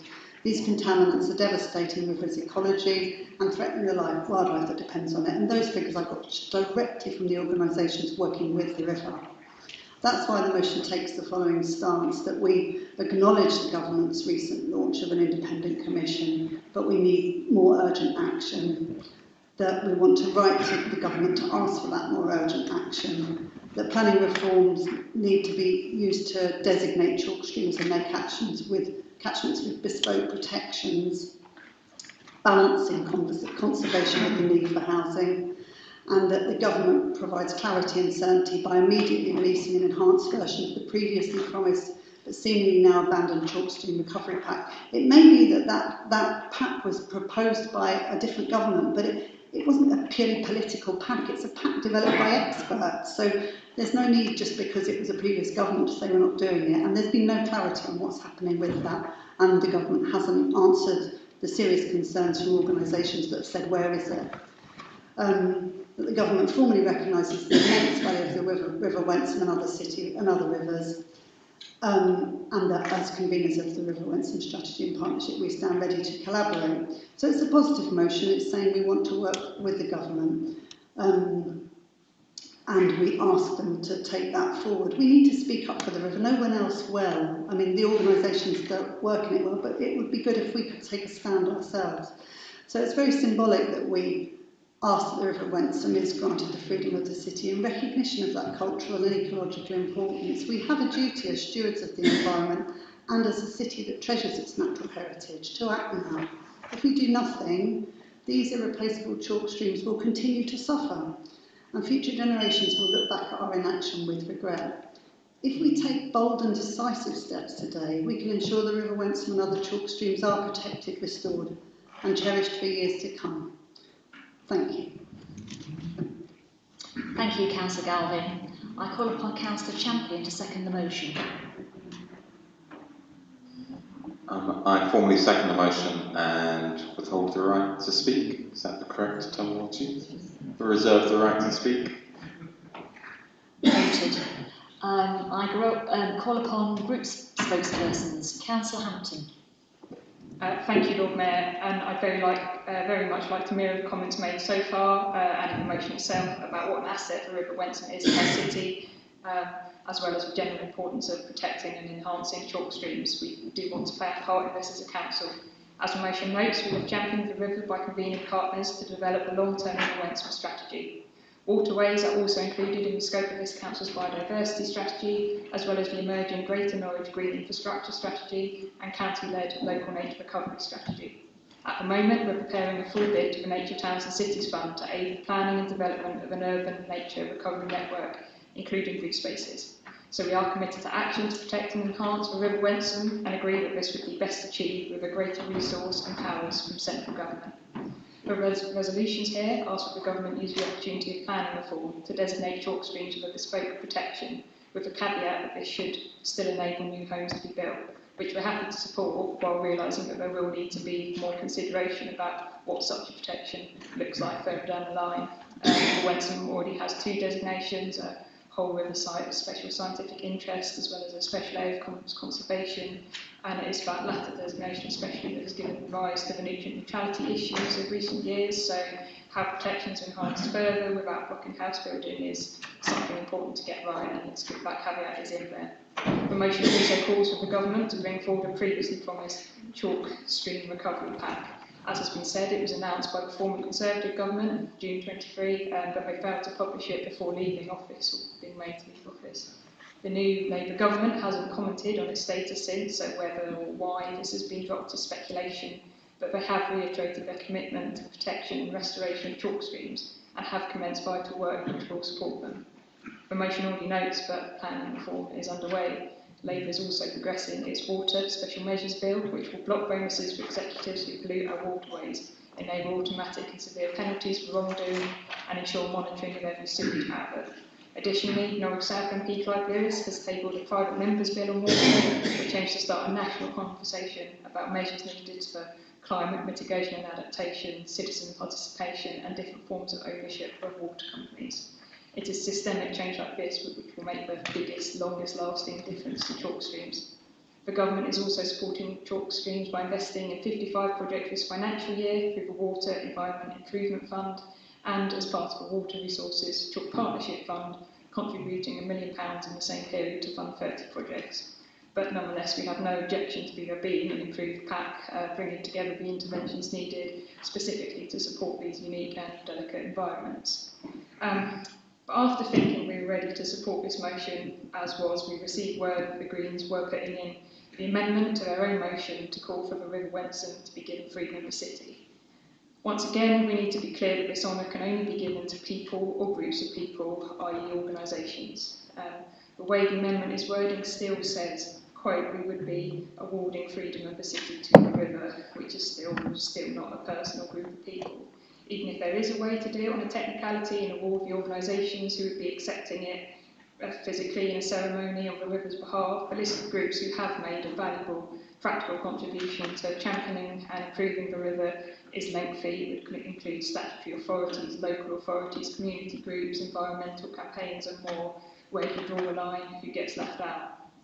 Nothing has changed since we last discussed this issue. We want to see meaningful action, effective partnership working and practical solutions, not gimmicks.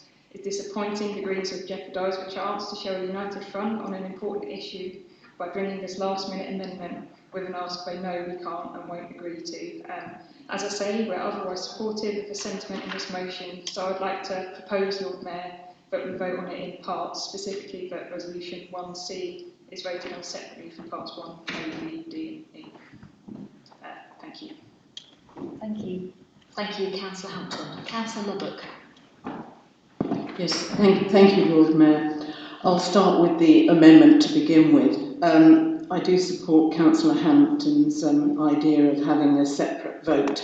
We find the amendment problematic in that it could be seen to devalue the special status of the freedom of the city.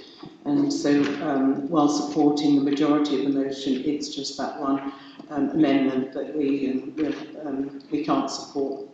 Can I start by... Can I say that I think we are very fortunate to have globally rare chalk streams in Norfolk. They do provide precious biodiverse habitats that we can celebrate and enjoy.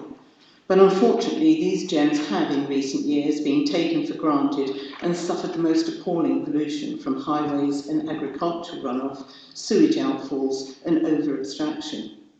Apart from the degradation to the rivers and their ecosystem, there has been a significant impact on the city's economic health since the nutrient neutrality imposition by Natural England in March 2022, stating no further development, which includes overnight accommodation, being allowed until a mitigation programme is in place. This moratorium on building in Norwich shows how important it is that we not only seek ways of mitigating the effects of development on the River Wensum, but that by ensuring complete protection for the river, we find sustainable ways of building the homes so desperately needed in Norwich. This council, along with other Norfolk district councils affected by nutrient neutrality, have sluggishly found some mitigation measures which Natural England have found acceptable. But it's taken 3 years. In the meantime, the River Wensum has continued to be polluted by sewage, by agricultural practices and more. So much for mitigation schemes. We do need an absolute protection for the River Wensum, and that will take commitment and investment in infrastructure and behavioural changes. The motion resolves to write to the Deputy Prime Minister and Secretary of State for Housing and Communities and Local Government, the Right Honourable Angela Rayner MP, to ask her to utilise the opportunity of planning reform to designate chalk streams and their catchments with a bespoke protection which protects them as well as enabling new homes to be built. This, I believe, is the most important action to be taken from this motion. There must be joined up legislation between development and the climate and nature crisis, and an acknowledgement of the need for investment into the protection of the River Wensum and other chalk streams. The CAN Bill is relevant here, I believe. The Climate and Nature Bill is a plan for a new UK law that addresses the root causes of climate-nature crisis. It is a comprehensive and joined-up approach to the emergency. It is still making its way through Parliament, but there is a disturbing lack of support from the government, as Labour announces plans for the expansion of airports and various environmental rollbacks. The Climate and Nature Bill needs to be fully integrated into planning and decision-making, including on major infrastructure. We now have good representation of opposition MPs on the Environmental Audit Committee, such as Lib Dem MP Pippa Halings and Green MP Ellie Chowns, who recently pressed Ed Miliband on the urgent need to integrate and strengthen the UK's climate and nature policies. Finally, I'd like to congratulate Dr. Sarah Eglinton from the Norfolk Wild Trust on her campaign to protect chalk streams. Her petition letter to government advocating for the protection of our chalk streams, her social media suggestions to amplify the message as widely as possible, and her helpful suggested letter to MPs. I'm proud to be a member of the Norfolk Wildlife Trust with such dedicated and active staff such as Sarah speaking on my behalf. Thank you very much. Thank you, Councillor Lubbock. Councillor Davis. Yes, thank you, Lord Mayor. I don't know if I need to declare an interest, but I also signed that petition. I don't think I do. Yes, I wholeheartedly support the motion for advocating for urgent protections of our cherished chalk streams, with a particular focus on the River Wensum. These unique waterways are not only ecological treasures, but also integral to our cultural heritage. Chalk streams, with 85% located in England, are among the most biodiverse freshwater ecosystems globally. The River Wensum, flowing through our city, exemplifies this rich biodiversity. However, it faces significant threats, as we've already heard, from overpollution, over-abstraction and habitat degradation. The current planning reforms present a pivotal opportunity to implement robust protections for these irreplaceable natural assets. By designating chalk streams in their catchments with bespoke protections, we can balance necessary development with environmental preservation. This motion calls on the Government to release an enhanced chalk stream recovery pack, providing clear, decisive actions, legal safeguards and immediate investment in restoration efforts. Furthermore, as conveners of the River Wensum Strategy and Partnership, we reaffirm our commitment to collaborate on implementing these measures, ensuring the river's recovery and the preservation of its invaluable biodiversity. In a symbolic gesture of our dedication, the motion proposes granting the River Wensum the freedom of the city to be accepted on its behalf by local organisations that tirelessly work for its conservation. This Act underscores our recognition of the river's profound importance to our community's natural and cultural fabric. In conclusion, I hope all members will support this motion, demonstrating our collective resolve to protect and rejuvenate the River Wensum and other chalk streams for the benefit of current residents and future generations. Thank you, Councillor Davis. Does any other councillor wish to speak? Councillor Hayes. Councillor Fox. Looking at the one name. Yes, thank you, Lord Mayor. I just wanted to come back on the point that awarding freedom of the city would somehow, to the river, would somehow devalue that title, and it kind of shows a hierarchical thinking, and it's that kind of separation, that hierarchical separation from nature, that has caused a lot of the issues that we currently have, where we've degraded nature to the extent that it's putting our own lives at risk. And there are many cultures around the world that don't have that hierarchical attitude towards nature, and those are often cultures which have a healthier interaction with nature and that aren't perpetuating harms and putting. It's like we're soaring off the branch that we're standing on, and we need to get out of that kind of thinking. So far from degrading that award, it could be seen as lifting it. Thank you, Councillor Fox. Councillor Maguire. Thank you, Lord Mayor. I believe it was Coco Chanel who said that the last edition should always be removed as it ruins what has been before. And why, oh why, was this piece of silliness thrown in on an otherwise excellent motion? We've had all these discussions before. We've looked at this idea. I compared it to the naiads bathing at the river edges. Councillor Kendrick talked about the Celto-Gallic goddesses of rivers. A river is not a person, it's not an organisational group of people. And to give this personification or this note to a river is to insult all those organisations and all those individuals who have received that honour. It's such a sadness that this has been thrown at the last moment, and I think that it's sensible that we have this vote in parts. Thank you, Lord Mayor. Thank you, Councillor Maguire. Councillor Champion. It's reassuring to hear that, broadly speaking, with the exception of the amendment, that there's support for this motion. It is really important to highlight that we are in an ecological emergency. We've got an extinction event occurring around us. but we are blind to it because it's happening in slow motion. And we are leaving our descendants a degraded landscape, one which will be very difficult to live in. We have, running through our city, a incredibly valuable ecological resource, and it's our responsibility to look after it. The work done by Sarah Eglinton in calling for this piece of her letter and her work is commendable, and I support it wholeheartedly. With relation to the amendment, I would suggest that, possibly in a similar way to Councillor Fox was trying to highlight, it isn't about degrading or trying to make it lesser for the people who have received it. It's about trying to highlight the importance of what we're looking at, of this, of the river itself.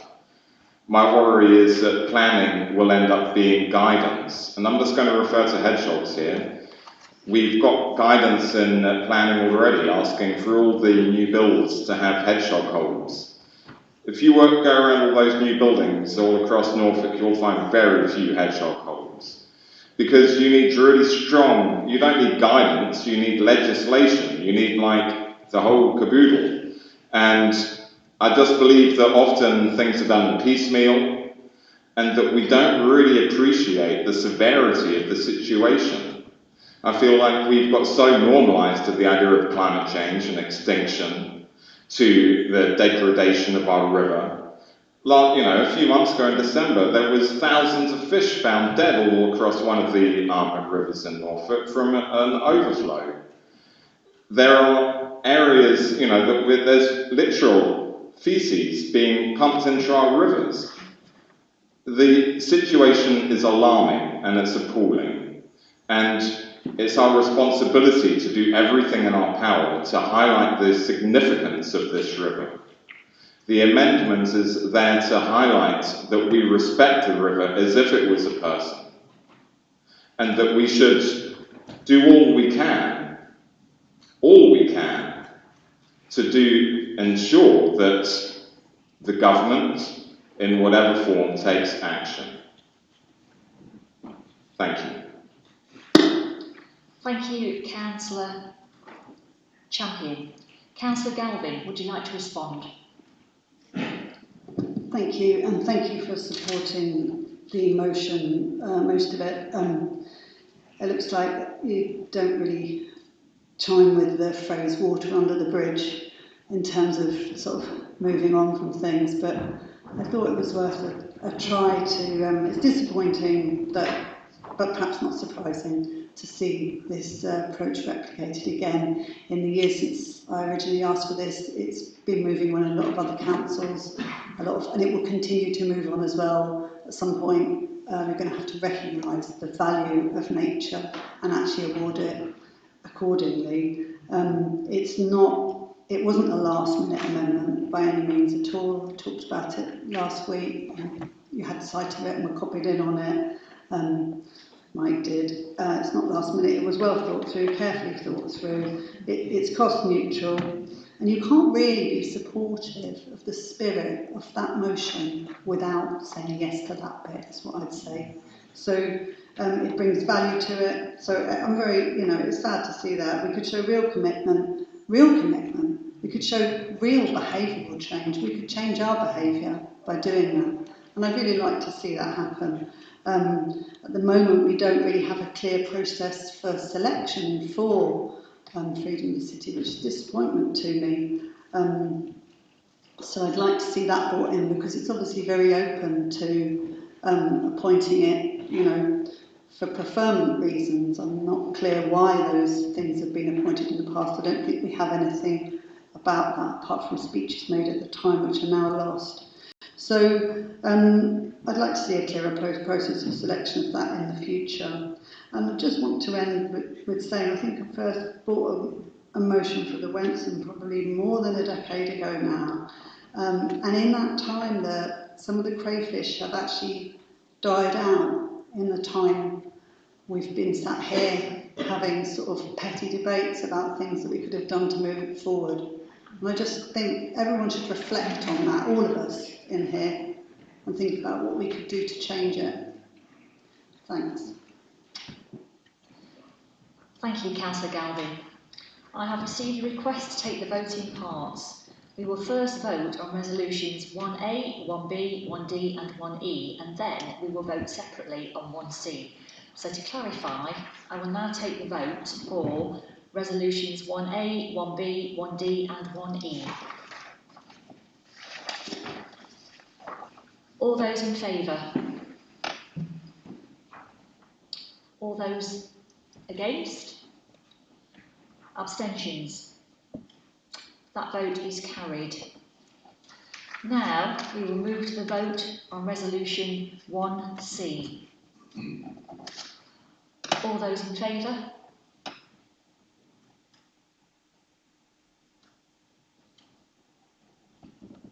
Against? Abstentions?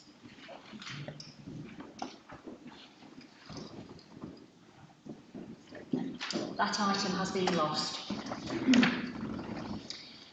11B, motion exploring emissions and weight-based parking charges. An amendment has been received from Councillor Hookner. As Councillor Hookner is amending her own motion, this will form part of the substantive motion. I call upon Councillor Hookner to move motion 11B as amended. Thank you, Lord Mayor. This motion requests that Cabinet commissions a feasibility study for a more equitable system of parking charges based on a car's weight and emissions. At the moment, everybody pays the same, regardless of how much carbon their car emits, regardless of how much air pollution it causes, regardless of how much public space it takes up, and regardless of how dangerous it is to other road users. The system that we asked the Council to explore would take into account these different impacts and ensure that the owners of those cars that do the most damage to our roads, to our health and to our climate pay more. According to Transport and Environment, cars have been growing at an astonishing rate of ½ centimetre in width every year since 2000. Luxury SUVs have been growing even faster. The Land Rover Defender, for example, grew by over 20 centimetres in just 6 years. SUVs now have an average width of 2 metres, cluttering valuable public space and reducing the space available to other road users, including cyclists. Their size makes them extra dangerous. Children are 8 times more likely to die when struck by an SUV compared to a passenger car. Higher bonnets mean SUVs are more likely to cause injuries to a child's head and neck compared to smaller cars. And in an accident, rather than being carried on the hood, victims are more likely to be thrown forward into the road and potentially run over. SUVs also cause 5 to 10 times more damage to the road surface than a normal family car, making them particularly costly to the public purse. Higher polluting cars, particularly larger and diesel models, are significantly greater contributors to carbon emissions and local air pollution, which worsens heart disease, triggers asthma, and damages children's lungs, costing the NHS many millions of pounds every year. SUVs consume around 20% more fuel than a medium-sized non-SUV car, and because of their weight, they are also worse for non-exhaust emissions from brakes and tyres. According to this Council's 2022-2023 annual monitoring report for the Joint Core Strategy for Broadland, Norwich and South Norfolk, carbon emissions from transport have been stagnant in Norwich for several years. Concentrations in Norwich of the air pollutant nitrogen dioxide, which is a major component of vehicle exhaust, have repeatedly exceeded the limit considered safe by the WHO. Emissions created by people using council-owned car parks will feed into our Scope 3 emissions inventory going forward, meaning that we need to act on them one way or the other if we want to achieve our 2045 net zero target as set out in the Climate Responsive Norwich Programme 2025 to 2035. Of course, we want Norwich not only to be future-proof and climate resilient, we also want it to be fairer in every respect. Recent research by the climate charity Possible has highlighted that it is no longer true that low-income motorists are likely to be driving more polluting vehicles. Instead, the richest fifths of households in England are 81% more likely to own a super heavy emitting car than those in other income bands. The same research also found that EVs accepted, the sales price of new cars correlates closely with their emissions. The more expensive the car, the higher its carbon emissions are likely to be. Wealthier people are more likely to own cars, and they are more likely to own larger and less fuel-efficient cars, highlighting that transport-related emissions and harms are also a social justice issue. Cities around the world have taken a stand and charge heavier and higher emitting vehicles more for parking. Paris has recently tripled charges for SUVs parking inside the city. Bath introduced emissions-based parking charges in the city in 2023 and is now expanding this to car parks across the county. Several London boroughs, including Lambeth Council and the Royal Borough of Greenwich, run emission-based schemes, and Westminster City Council also operates a diesel surcharge for pre-2015 diesel cars. These cities have already answered important questions about the logistics of implementing such schemes well and fairly, what metrics to use, how to define price tranches, what to do about work and delivery vans, how to ensure wheelchair-accessible cars are exempt, etc. So this motion asks for a feasibility study so we can learn from all these brilliant examples and design and implement the best possible system for Norwich as soon as possible, given that we face both a climate emergency and an epidemic of air pollution and unsafe roads. I understand that the Council has not so far been able to wean itself of its dependence on car parking income to provide crucial services, and so finances will need to be considered carefully. Looking at the existing evidence, a well-designed and well-implemented scheme of differentiated parking charges is likely to be at worst cost neutral for the Council. This has been the experience of the city of Paris, which tripled parking charges for SUVs driving into the city, leading to 2/3 less SUVs clogging city car parks and public space. The French city of Lyon, whose deputy mayor shared some financial data with this council, expects their scheme to generate extra income. Given that the council doesn't currently have control over all public parking space in Norwich, it will be important for the city council to get other stakeholders on board. And that's why this motion requests the leader of the council to call on the political leadership of Norfolk County Council to explore the implementation of emissions and weight-based charges for on-street parking, including permanent parking. To conclude, differentiated parking charges are of course not a substitute for the more systemic changes we need to see in transport, including the provision of accessible, affordable and reliable local public transport. This is why the motion asks that the leader of the council calls for public transport to be prioritised and properly funded. But exploring emissions and weight-based parking charges is a concrete step that this council can take to work towards our aims of making Norwich more future-proof, climate resilient and fairer, to make our air cleaner and our roads safer. And I hope you'll join me in voting in favour of this motion. Thank you. Thank you, Councillor Huckner. I call upon Councillor Calvert to second the motion. Thank you, Lord Mayor. Colleagues, in 2019, this Council passed a motion setting out a climate emergency. A year later, the Council undertook a consultation exercise and a report was prepared. In the report, suggestions that the cost of parking might need to rise and that owners of electric vehicles should not bear the cost of the rise. For whatever reasons, these ideas never made it into the 5-year 2020 environmental strategy. Presumably these were the kind of ideas that could wait. Here we are, again, 5 years later, thinking about how we might defer action that we all know needs to taken to make Norwich a better place for its residents. Delaying a reduction in danger posed by oversized vehicles, delaying reductions in local pollution that damages children's lungs and costs the NHS, delaying a reduction in the cost of repairing damaged roads, and delaying a reduction in global carbon emissions. While we have been waiting and deferring, SUV sales have risen to become 62% of all new car sales. Average cars have got wider, SUVs significantly more, leaving less and less room for other road users. Weights have gone up, and risks and damages increased. In the meantime, progressive administrations across the country have been doing what the electorate expects from them. They are leading on the issues. Labour administrations in Lambeth, Cardiff, Westminster and Reading have all acted to bring in differentiated pricing. Liberal Democrats in Bath, I should add, lead the way in implementing such a scheme a number of years ago. Even Green-led Bristol has inherited an emissions-based parking system from the previous administration. I don't think any of the members of this chamber stood for the election with an ambition to merely maintain the status quo and to hold back socially and environmentally progressive schemes.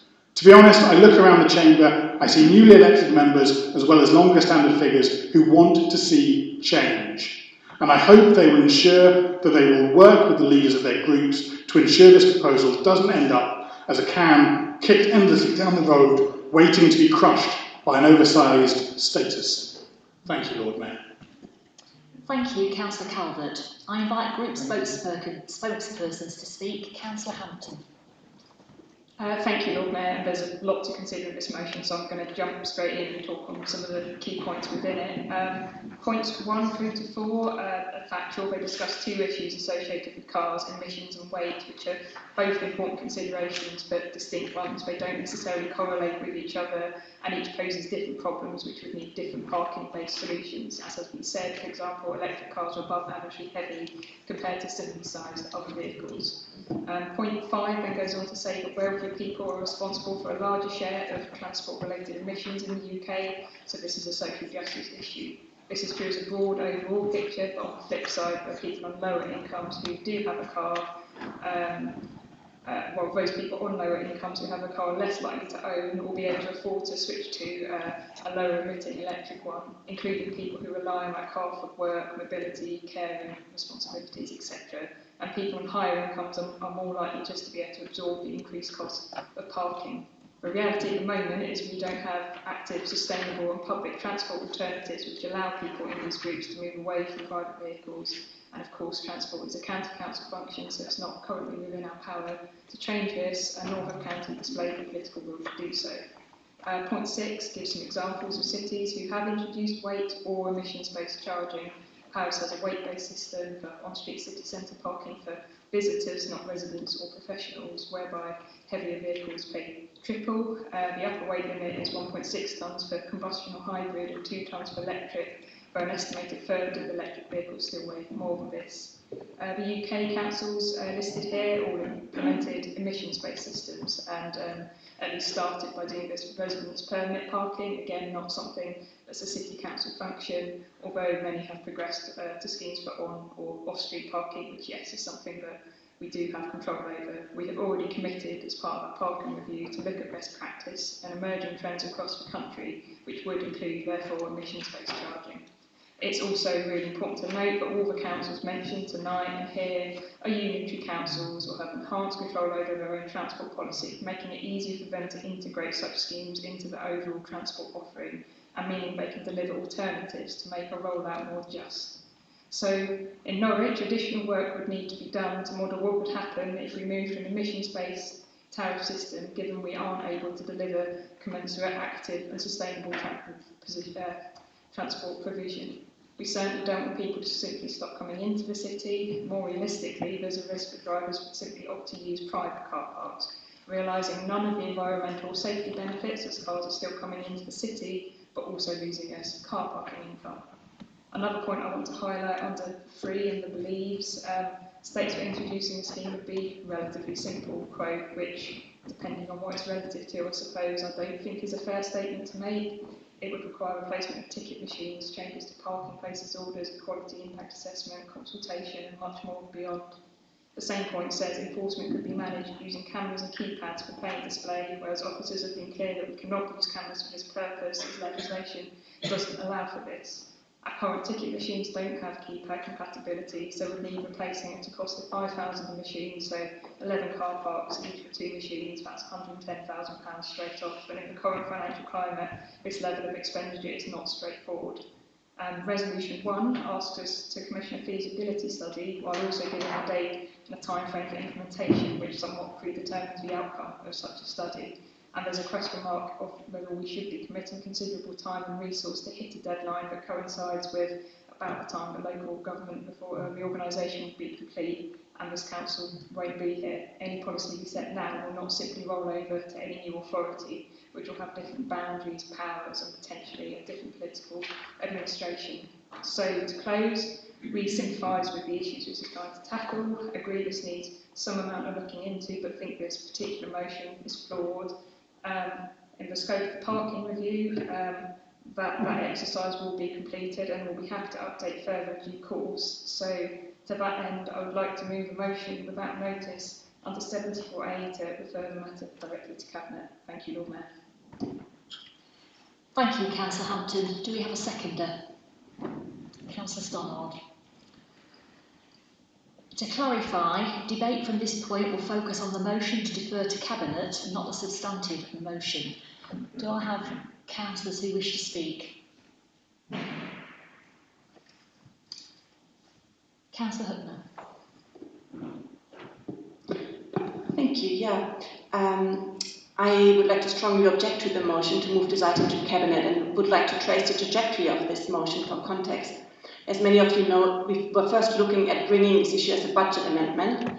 Then in conversations with the Labour group, it was suggested that we might want to bring it as a motion instead. Since then, there have been quite detailed exchanges with officers on the details and logistics of this project, which I believe ensured that this motion is in good shape to be voted on and to be voted for. So it's quite surprising and disappointing that the Labour group now proposes to move this item to Cabinet. I'd like to remind members that the motion in front of us asks that Cabinet commissions a feasibility study, so Cabinet members would get a chance to discuss this motion and issue anyways, without the need to move it from the agenda of today's council. So that then raises the question of why Labour feels that this motion is best served by being removed from the agenda, without a debate and without a vote. In light of this, I would be grateful for any reassurance the Labour group can provide that this move is not merely a way to make a topic disappear that you don't want to publicly vote against. This then leads me to my last point, which is the lack of accountability and transparency regarding motions that are referred to Cabinet. As far as I'm aware, there isn't any formal process for tracking when and whether these motions are indeed discussed, removing them from both administrative and democratic control. And I'm sure we all want to do better by our residents. Thanks. Thank you, Councillor Hutner. Any other members wishing to speak? Councillor Stannard. So I was involved in the discussions around the amendments which would be put to Budget Council. The only discussion I had was I was informed that this particular proposal was being withdrawn. There was no discussion about a motion coming, and I would have objected to that. You can't withdraw something from Budget Council where we set the budget for the year ahead and then bring it back to a post-budget meeting and try and get it passed with no money in the budget to pay for it. That's what I would have said, and I think it's self-evident that that is the case. Thank you, Councillor Stannard. Councillor Calvert. I think it's disingenuous to go into a budget negotiation to discuss the items and then say, we have no money for this, we can't afford it. We've asked for it's a feasibility study. We're asking for a feasibility study, and we had endless confusion, and I have to say, the whole process of budget negotiation has been unsatisfactory, and I think everyone will be aware that these issues came right down to the wire with a great deal of dissatisfaction with the style of negotiation. And I think to use this part of the Constitution again and again, and I dare say we'll say again tonight, of getting rid of motions that people don't like to avoid voting against them is frankly embarrassing. I think either the members opposite should think that they do want to oppose environmental motions, and then they should just be clear that they oppose them and they want us to continue in the fashion we are, or they should vote for it. I think this is the current way out. Thank you, Councillor Calvert. Are there any other councillors who wish to speak? Councillor Giles. Thank you. We had Budget Council a couple of weeks ago, and this was originally put forward as an amendment and then withdrawn. If there was a desire from the Green Group to have this feasibility study, I'm not sure why they didn't seek to identify what resources they'd use to fund the feasibility study and put it on the table as an amendment to vote on for the budget a couple of weeks ago. I think to bring it back and essentially try and amend the budget a couple of weeks later is somewhat bizarre, and given the amount of money that would be involved, I think it requires further consideration, and that can only be achieved with more time, and that can only be achieved by referring it to Cabinet. Thank you, Councillor Giles. Councillor Wright. Thank you, Lord Mayor. I wasn't going to speak on this, but it occurs to me that there's likely two things that will happen here now, and if this proposal from the floor to move it to cabinet, I mean, I get a sense that probably this motion may well otherwise have died and been lost in a vote. So perhaps it is best to see it go to cabinet where there is some further work on it, rather than it being it disappearing off somewhere else and then not being voted and not continuing to exist. Once something has been brought to this meeting and voted against, it can't be brought back again for 6 months. So it's perhaps a slightly pragmatic thing to positively see it go somewhere else for some additional work. Thank you, Councillor Wright. We will now move to the vote on whether to refer the matter directly to Cabinet. All those in favour? All those against? Abstentions? That has been carried. As it is now 2 hours since the start of the meeting, I need to ask if any of the remaining items on the agenda can be taken as unopposed business. No. In that case, we will take a short break of 10 minutes and then resume the meeting. Thank you.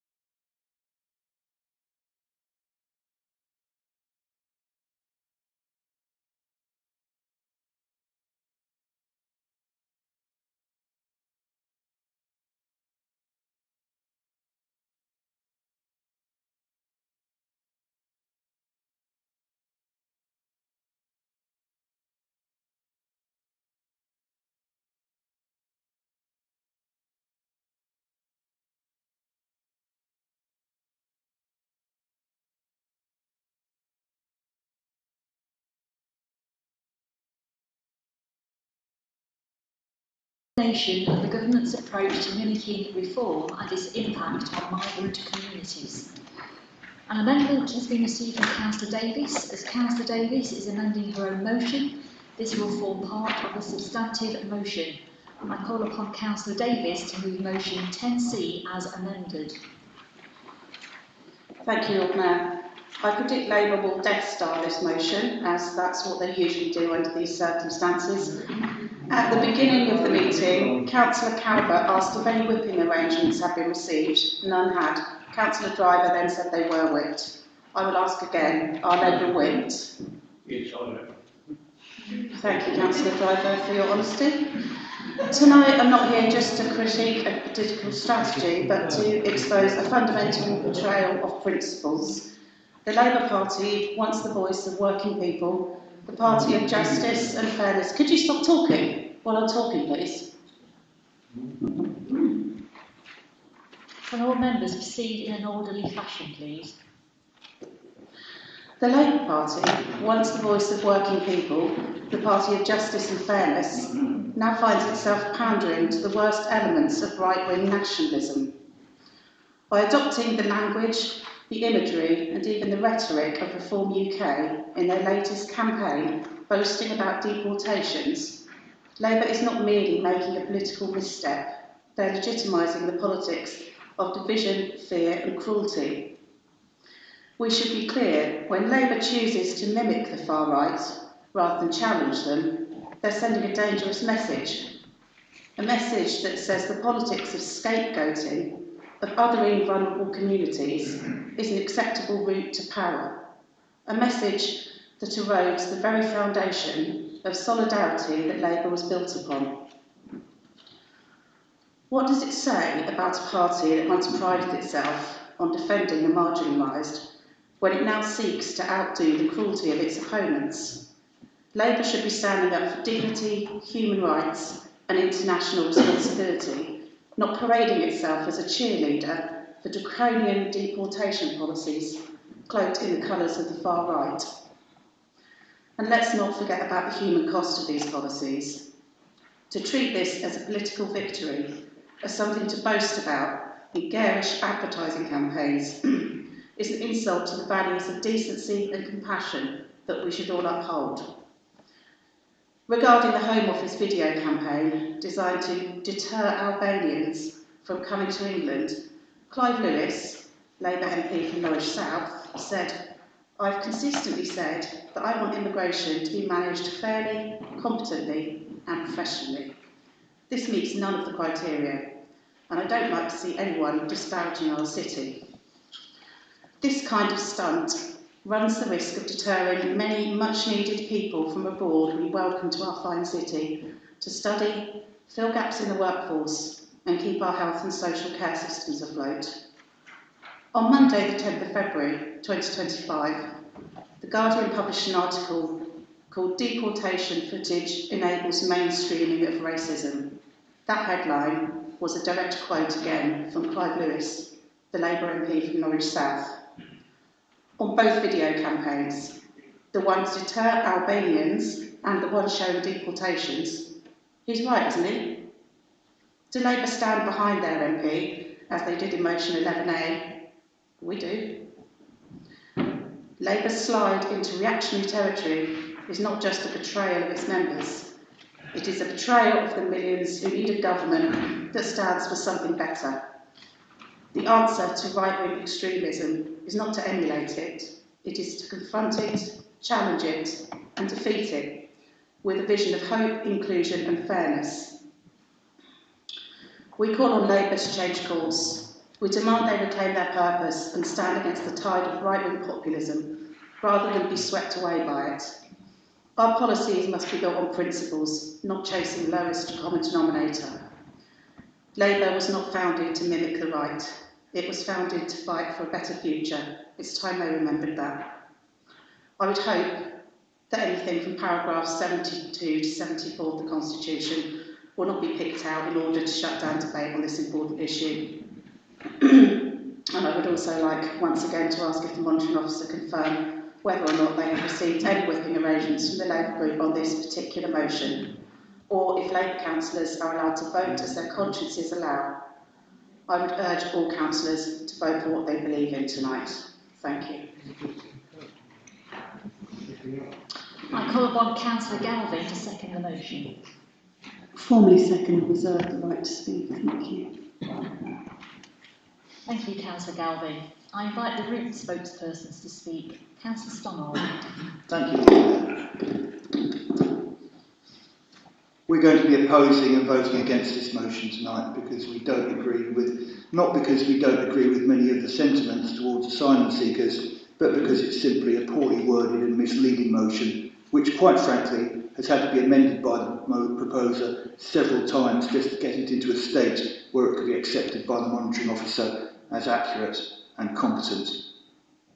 The suggestion that Labour is mimicking Reform UK Limited's policies and rhetoric is quite clearly untrue and insulting. Norwich has a long and proud history of welcoming strangers, providing sanctuary and valuing the diversity and cultural richness this brings to the city. I'm proud of that record. We're all proud of that record. This tradition has not changed, and the suggestion in the motion that it may have is empty partisan rhetoric with no basis in reality. It's a shame the parties opposite are more interested in exploiting the plight of migrants for petty party gain while making no positive contribution to the debate. What Labour is doing in government is working hard to clear the backlog of asylum cases it inherited from the Tories, who broke the system, but we're doing it in a fair and humane manner. For 3 years, the Tories poured all their energy, staffing and resources into trying to make the Rwanda scheme work, instead of focusing on the real source of the small boats, the organised criminality behind the highly lucrative trade in people smuggling. They spent £700 million and deployed 1,000 Home Office staff. Had the Tories returned to power, they intended to spend £10 billion over the course of the next 6 years on the same failed policy gimmick. And despite all their talk of Rwanda deterring small boats, 84,000 people crossed the channel from the day the scheme was announced to the day it was scrapped. It was never a deterrent. It was a hugely expensive distraction from the task of smashing the gangs. Labour is working hard to clear the backlog created by this Tory debacle, and is bringing its values of fairness and humanity to the process. This means working to process cases fairly and accurately. It means asylum seekers will get a fair hearing.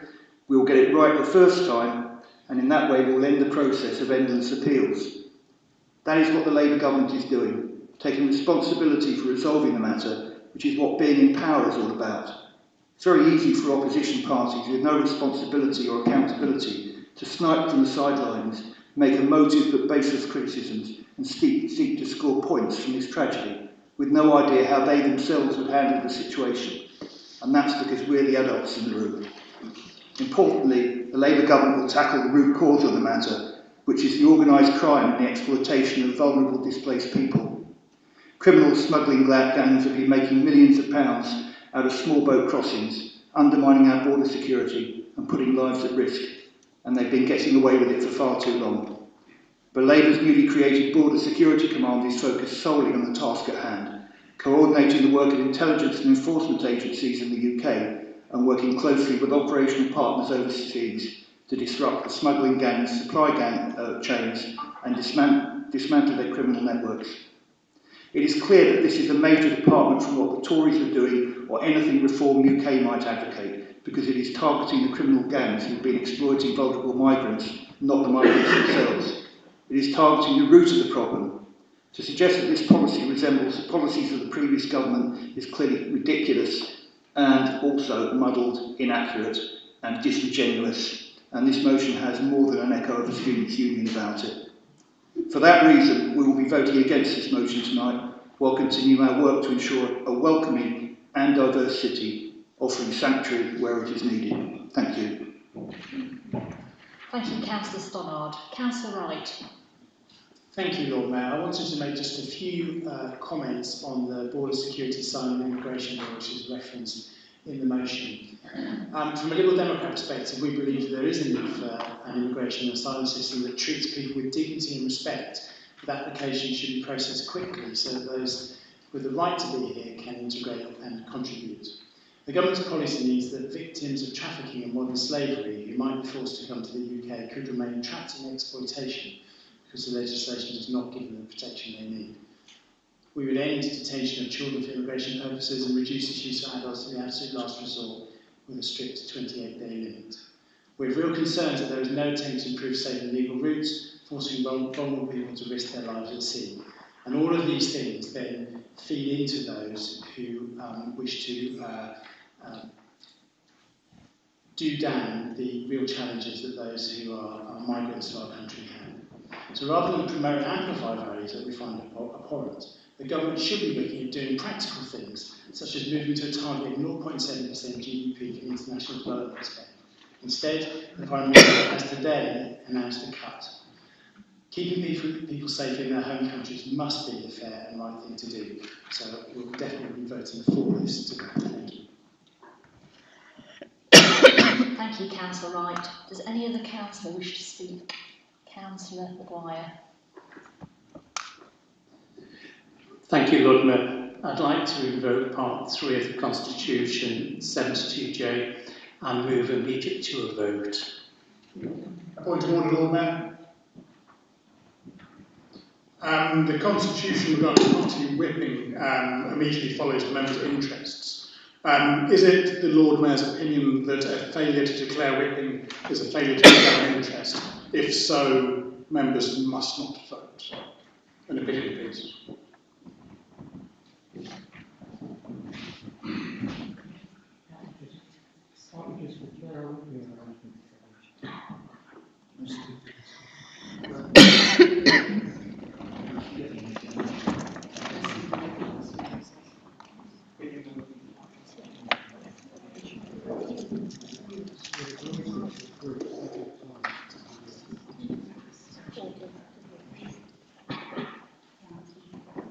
Yeah, Councillor Maguire, I have to ask if any member has been whipped. Lord Mayor, as I said to the monitoring officer before the start, we have indicative voting which has been agreed beforehand. You can call it whipped if you wish. Thank you, Councillor Maguire.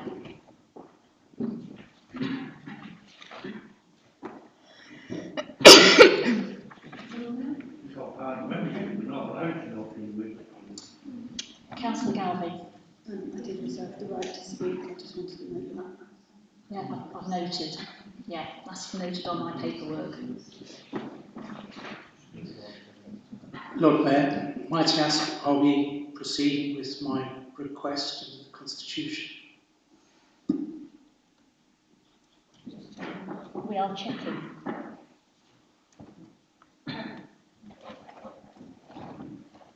Carver, can you just give me that paragraph that you referred to, please? Thank you, Lord Mayor. It's paragraph 131. It's on page 130.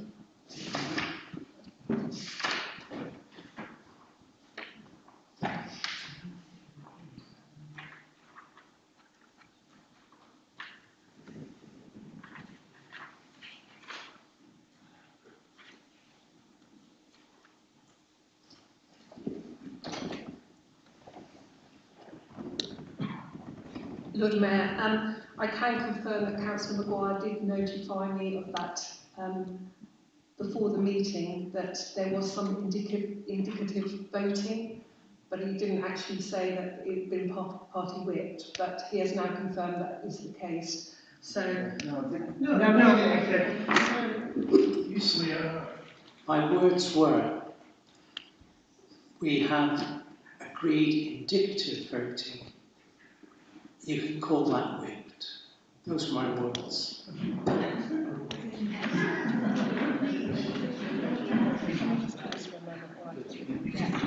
We will take a pause.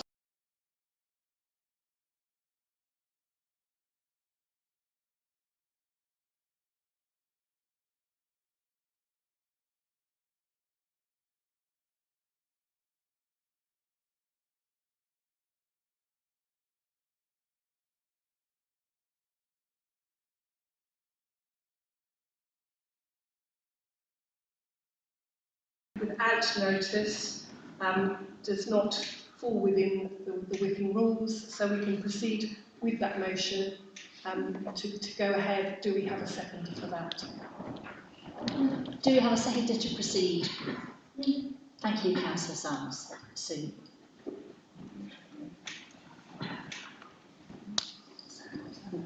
Excuse me. Dan, I haven't spoken yet. And I did No. Yeah. Councillor Galvin, you did reserve the right to speak. Thank you very much. So I'm not here to trade insults. And you are in power now in government. You can't keep blaming the Tories. I agree with you completely in what you said about them. But let's see fairness, let's see humanity, and let's not insult the refugees themselves that have spoken out about this to us many times. So you can't get away with this. We're all here today as representatives of a city that has long prided itself on being welcoming, compassionate and inclusive. All of us. Norwich is a city of sanctuary built on the belief that everyone, no matter where they come from, deserves dignity, safety and opportunity. That's why we must tonight really seriously consider rejecting the harmful and divisive messaging being promoted by Labour through these recent right-wing inspired ads. They have reform colours in them. Let's be clear, when a Labour-led government echoes the rhetoric of Reform UK, focusing on deportations, crime and antisocial behaviour, it does more than just damage our city's reputation. It fuels fear, it stokes division, it sends a message to migrant communities that they are not welcome. This is not who we are. We as councillors and as citizens cannot afford to stay silent, even if we wanted to. We've seen what happens when we do. In Saxony in Germany this week, nearly 50% of voters backed the far-right AfD, and over 80% chose anti-migrant parties. Across Europe, we see a dangerous rise in hostility towards those seeking refuge.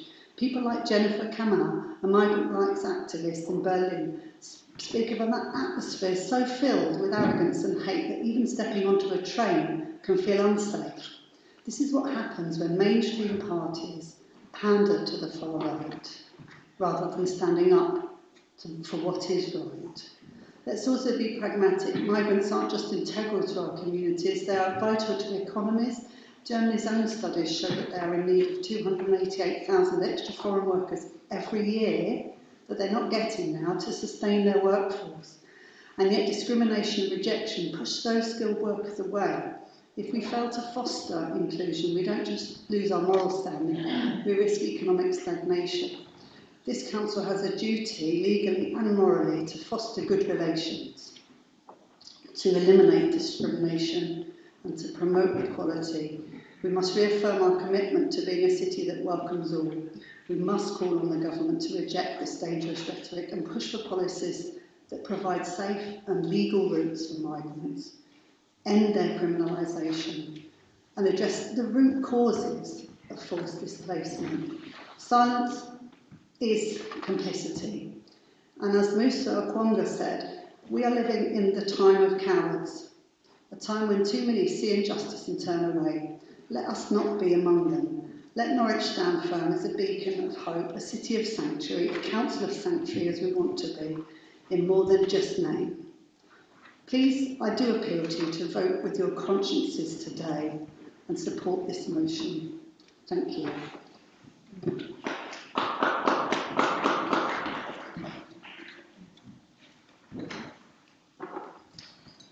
We will now move to the vote. All those in favour?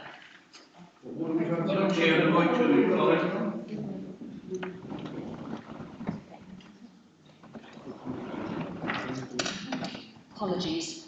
Councillor Davies, would you like to respond? Thank you, Lord Mayor. Yes, I would.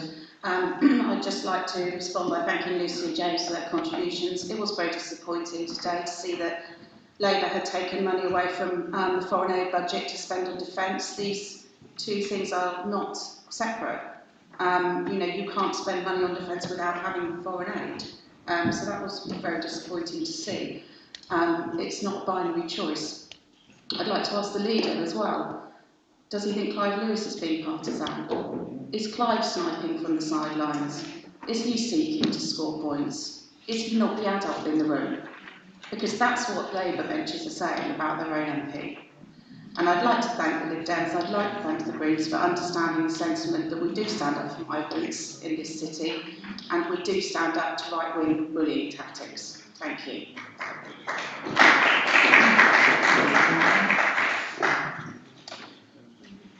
We will now move to the vote. All those in favour?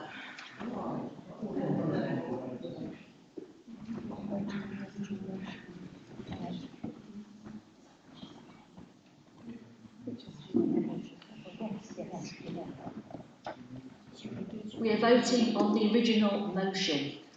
All those in favour? Lord Mayor, point of order, we should be voting on the procedural motion as to whether we are moving to the vote or not. Should we not? Lord Mayor, if I may assist, we need to put to the vote now to go immediately to the vote for the motion. So the first vote is to go to whether we agree to go straight to the motion for vote. So there's two votes in essence. The first vote now is actually to agree whether we go straight to the vote for the original motion. Thank you. Okay, so do now we are voting to agree to go to the vote for the original motion. All those in favour? All those against? Abstentions?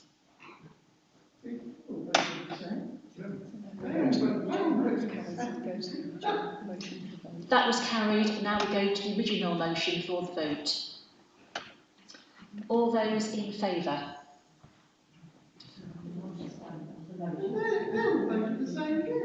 All those against? They're all looking around to see how vote. Abstentions? Lord Mayor, could you keep order, please?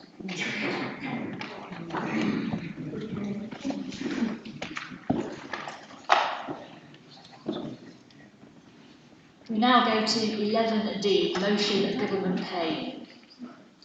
I call upon Councillor Fox to move motion 11D.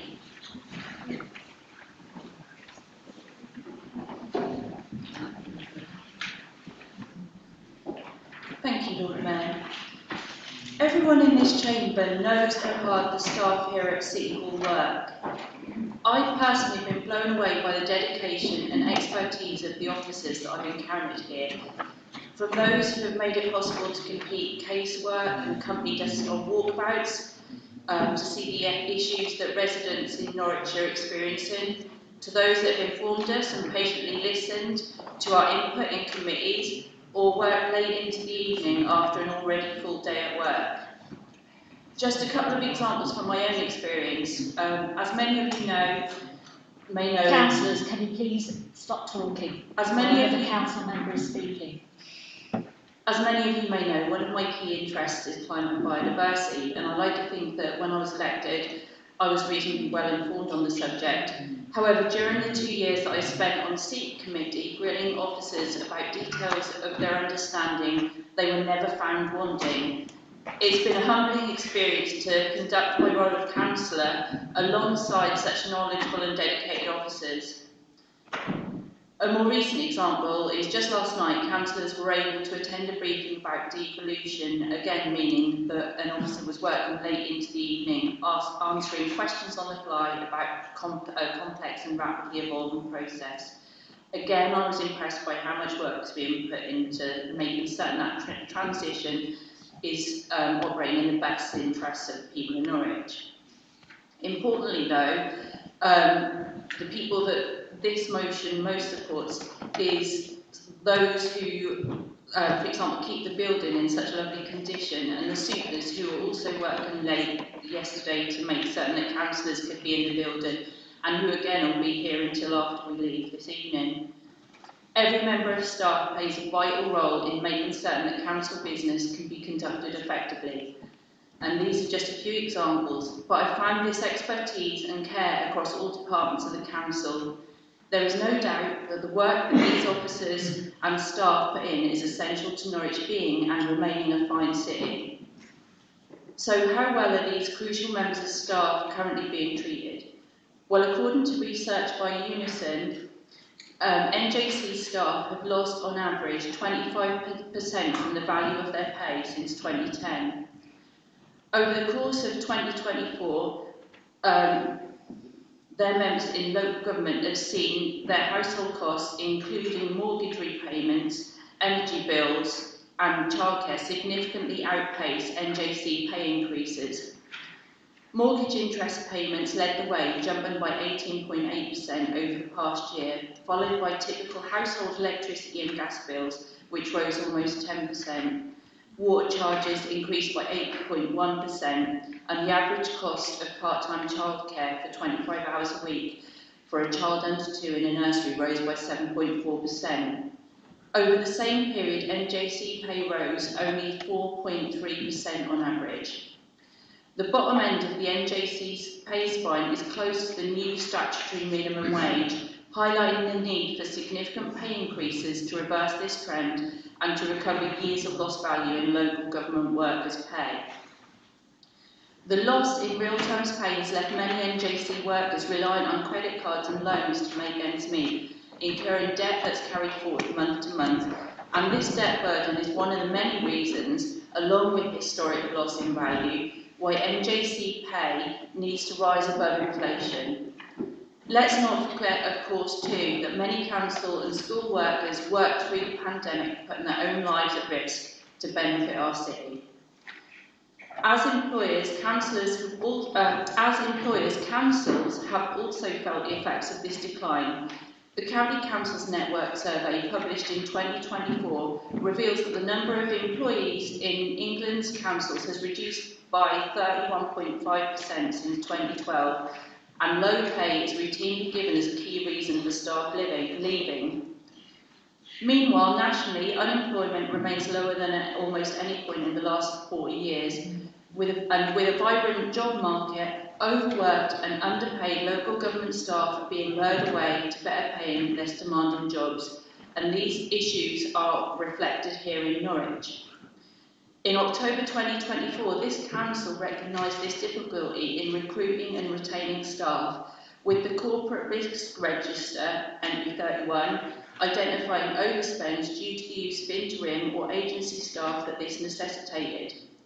The same document also showed that as of the 31st of December last year, there were 12% of posts at the council unoccupied.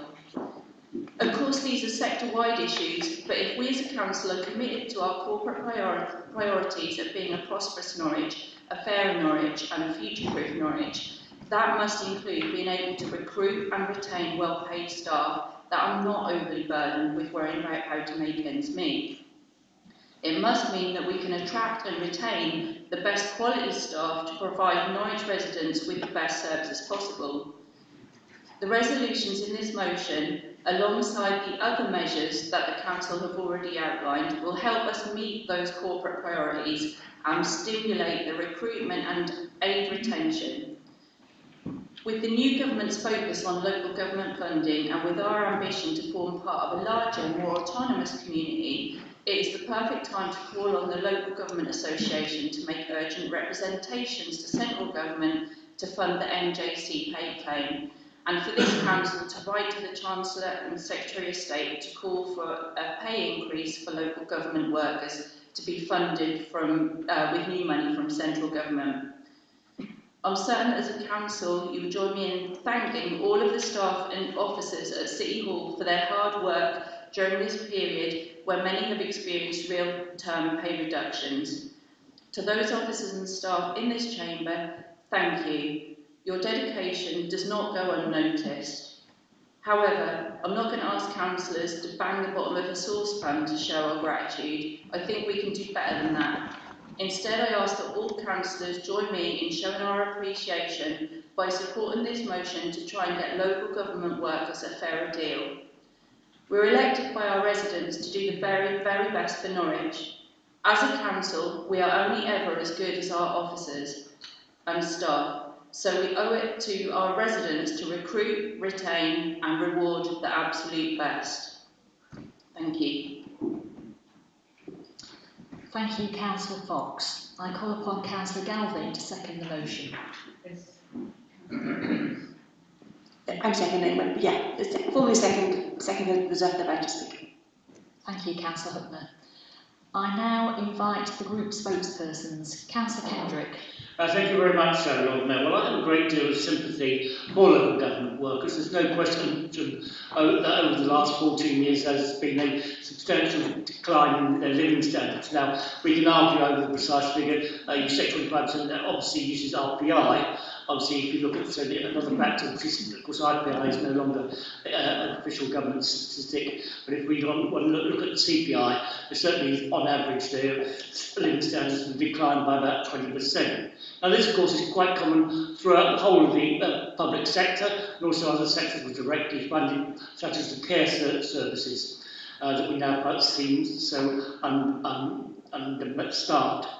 Now, obviously, you're absolutely right, and I think it's one of the reasons we often talk about, of course, interims. One of the reasons I think the local government does have a problem now in recruiting staff is indeed that pay reduction that we have seen over the last 14 years. There's no question about that. But of course, at the end of the day, monies have to be paid for, and we now live in a very difficult financial situation. There are basically only three ways. You can borrow the money, or which also when Liz Truss tried to borrow money which was unfunded. We could increase the taxes, yes, you could do that. But of course, as everyone knows, with the cost of living crisis, that would hit a lot of people very, very hard. And of course, you can cut spending in other departments, but that also has difficulties. Now, I think this motion is premature. The Local Government Association has yet to state its position on the pay settlement, and they certainly need to speak to central government about any funding that a pay increase would be paid for by central government funding. Because like this council, in fact like all councils, there's simply no money in the council's budget to agree to the kind of pay demands that have been suggested. Because without further funding from central government, such a pay rise can only be made by laying off a substantial number of our staff. Now, we do need much more information on this issue, so it's not a question of sort of kicking the can down the road and just trying to ignore this issue, but what I would suggest is that I would like to move a motion without notice under section 74A to refer this matter directly to the Cabinet. So at the end of the day, we will be able to discuss it, and we will discuss it with the necessary information in regard to the approach of the Local Government Association in regards to negotiations, which hadn't even started, to be honest, and whether there will be funding from central government. Because if we were just to agree this pay demand now, all we would have to do is sack a great deal of our staff. And you're absolutely right, our staff are wonderful. But do we really want to dismiss them? Of course we don't. So I would propose that motion. Thank you, Councillor Kendrick. Do we have a seconder? Councillor Stannard.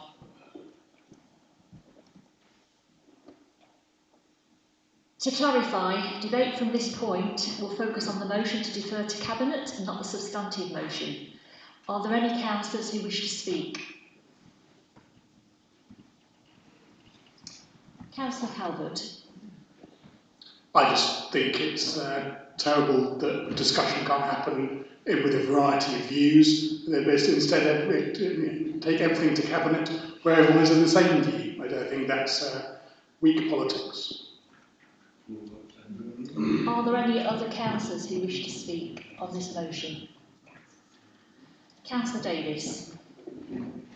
Yes, I think when we look back and the Constitutional Working Party meets again, I think with these motions in 72 and 74 that are quite often misused in this chamber, the group spokes should at least be able to speak to the motions before they are voted to disappear into the lives. Councillor Hutner, you reserve the right to speak.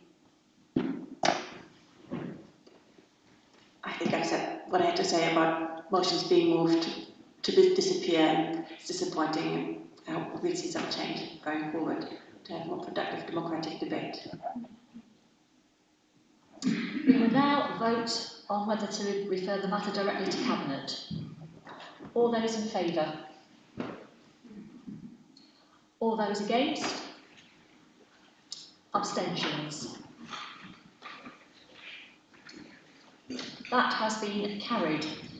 So I declare that that is the end of the meeting.